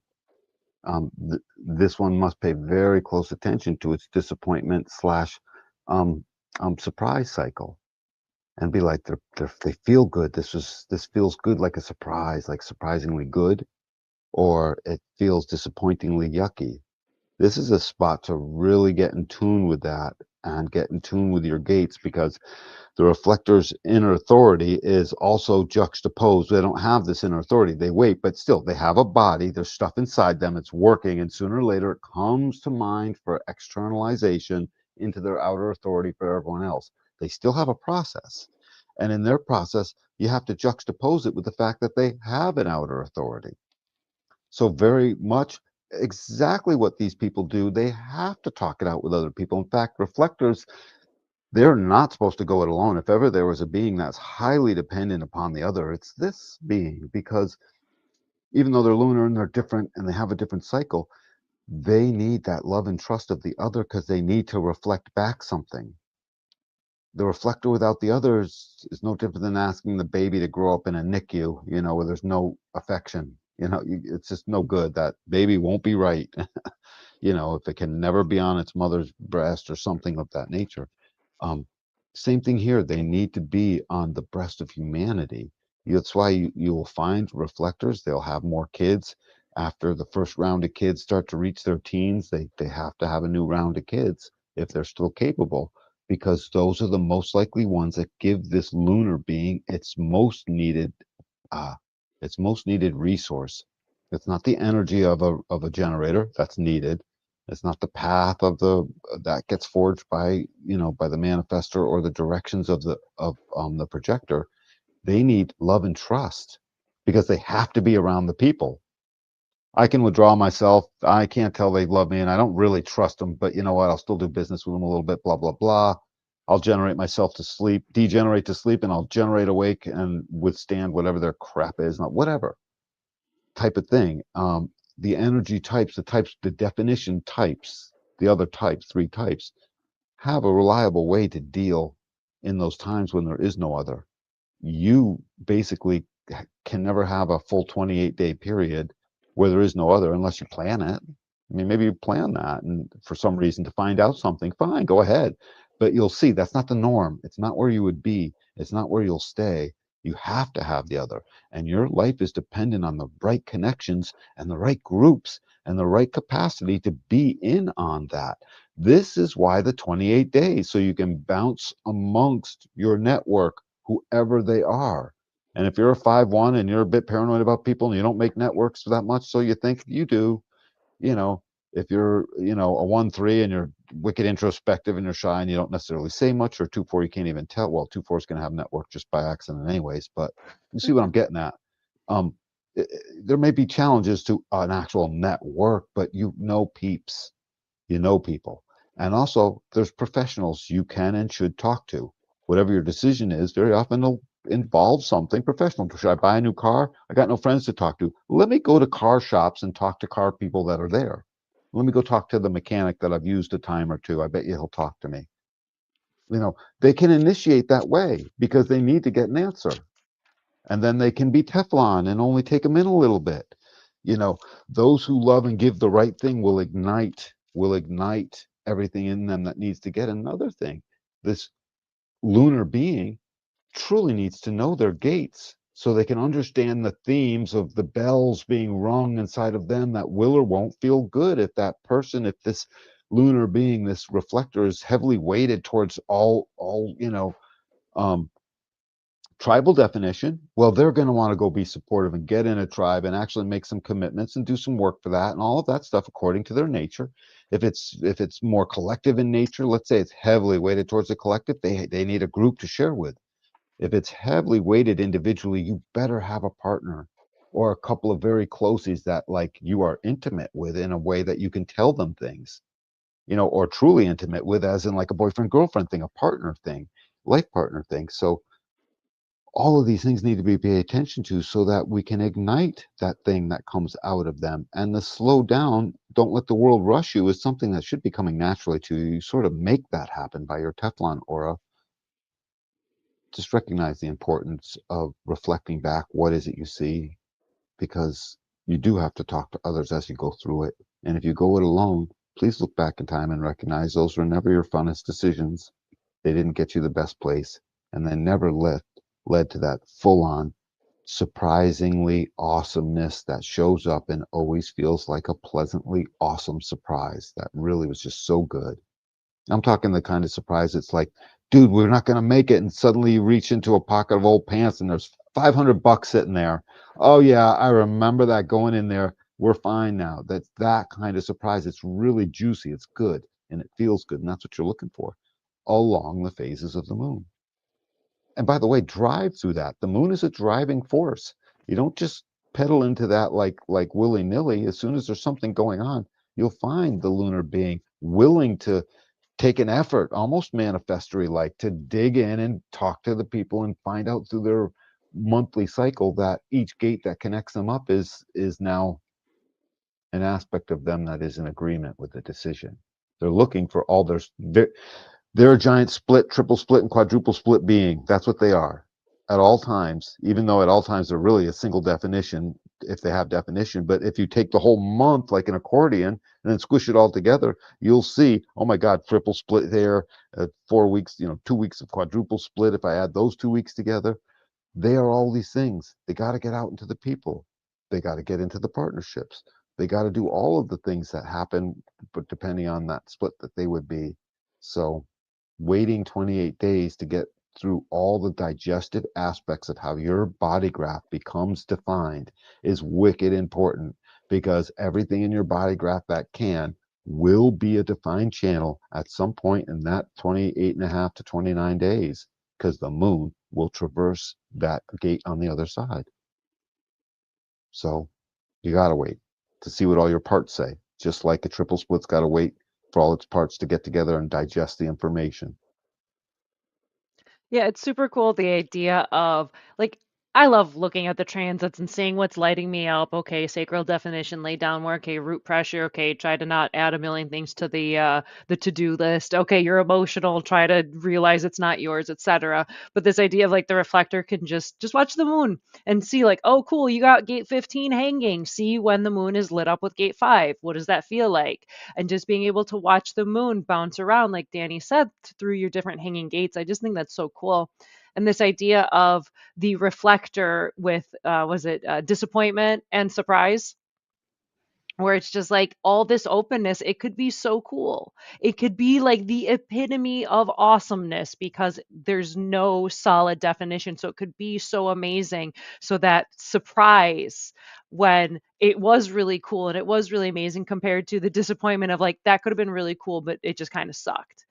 And the idea of if they just wait through that, I was going to say wave, but wait through that lunar cycle to go through those ups and the downs and then be surprised by the outcome at the end if they have that patience to wait it out.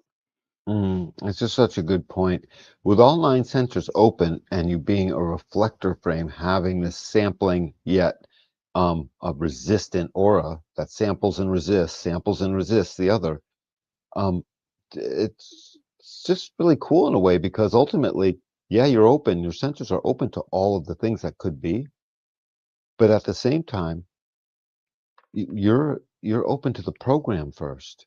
So if just a word of advice to all reflectors, if you're noticing that you're taking it real personally about your openness as it relates to another and something's going wrong there, just recognize what's going on in you first is your openness to the program itself.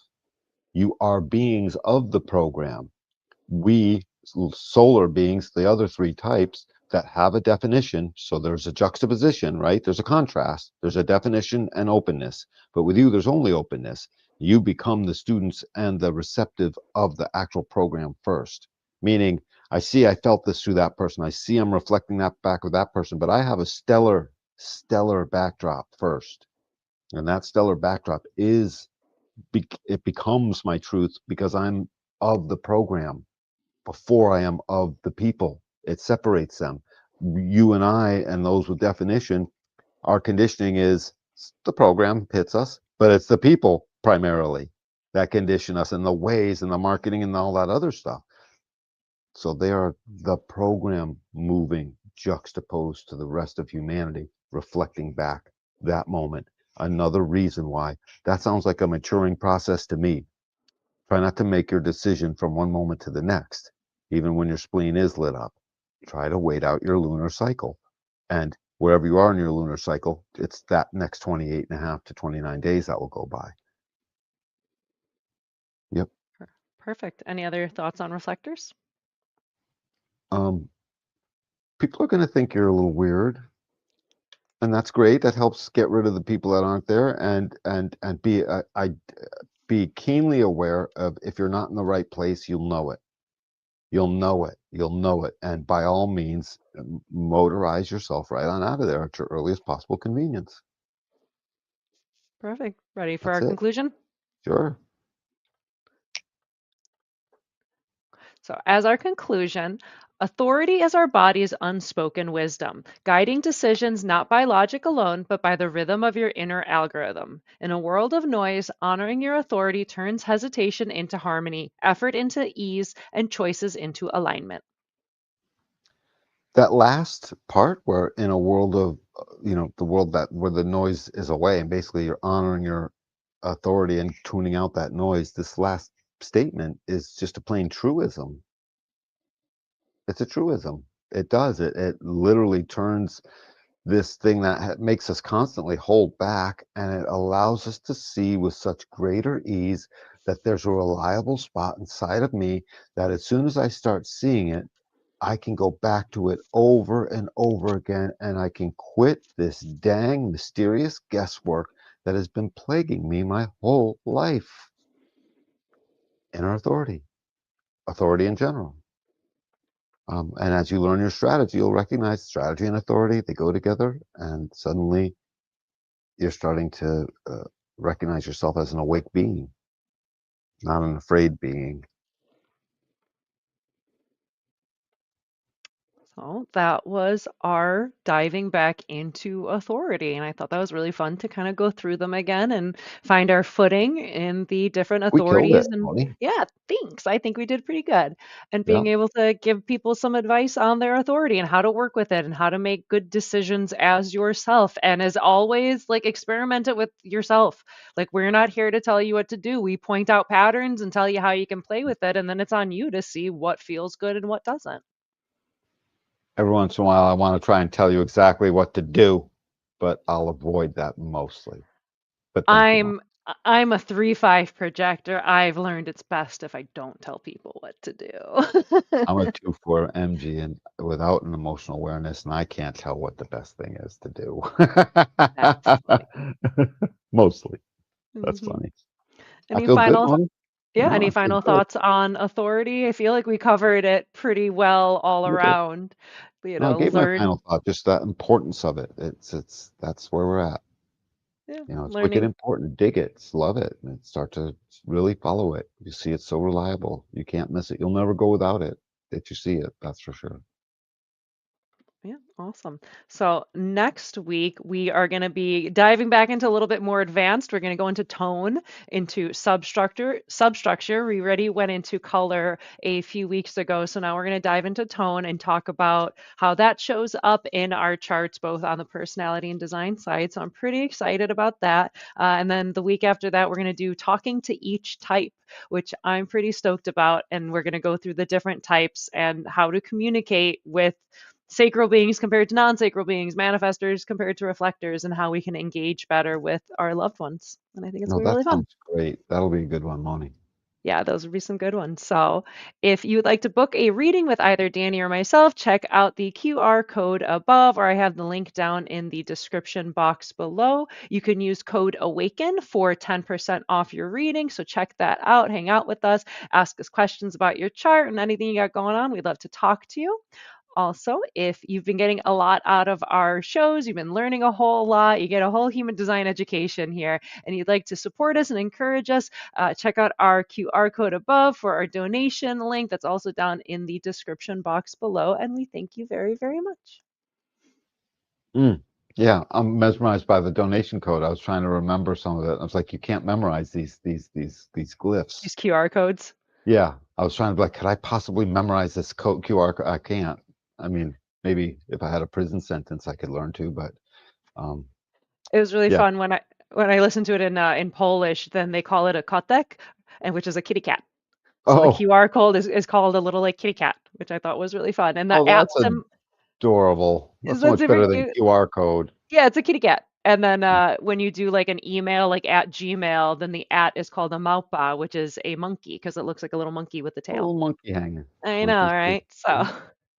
Well, I feel so pretty good, everyone. I You've feel got good. yourself inner authority, man. Take this, play it back, send it to your friends, and thank you very much, right? Yeah, absolutely. I'll be splitting them down into smaller videos. So you either got the live or the big one or all the little ones. Lots of different ways to learn with Awaken Your Human Design. So thank you, Danny. Thank you to everyone who is watching, liking, subscribing, commenting, hanging out with us. We love having you. Thank you for being with us while we grow, and we will catch you next week for another episode. Till the next time, everyone. Thank you.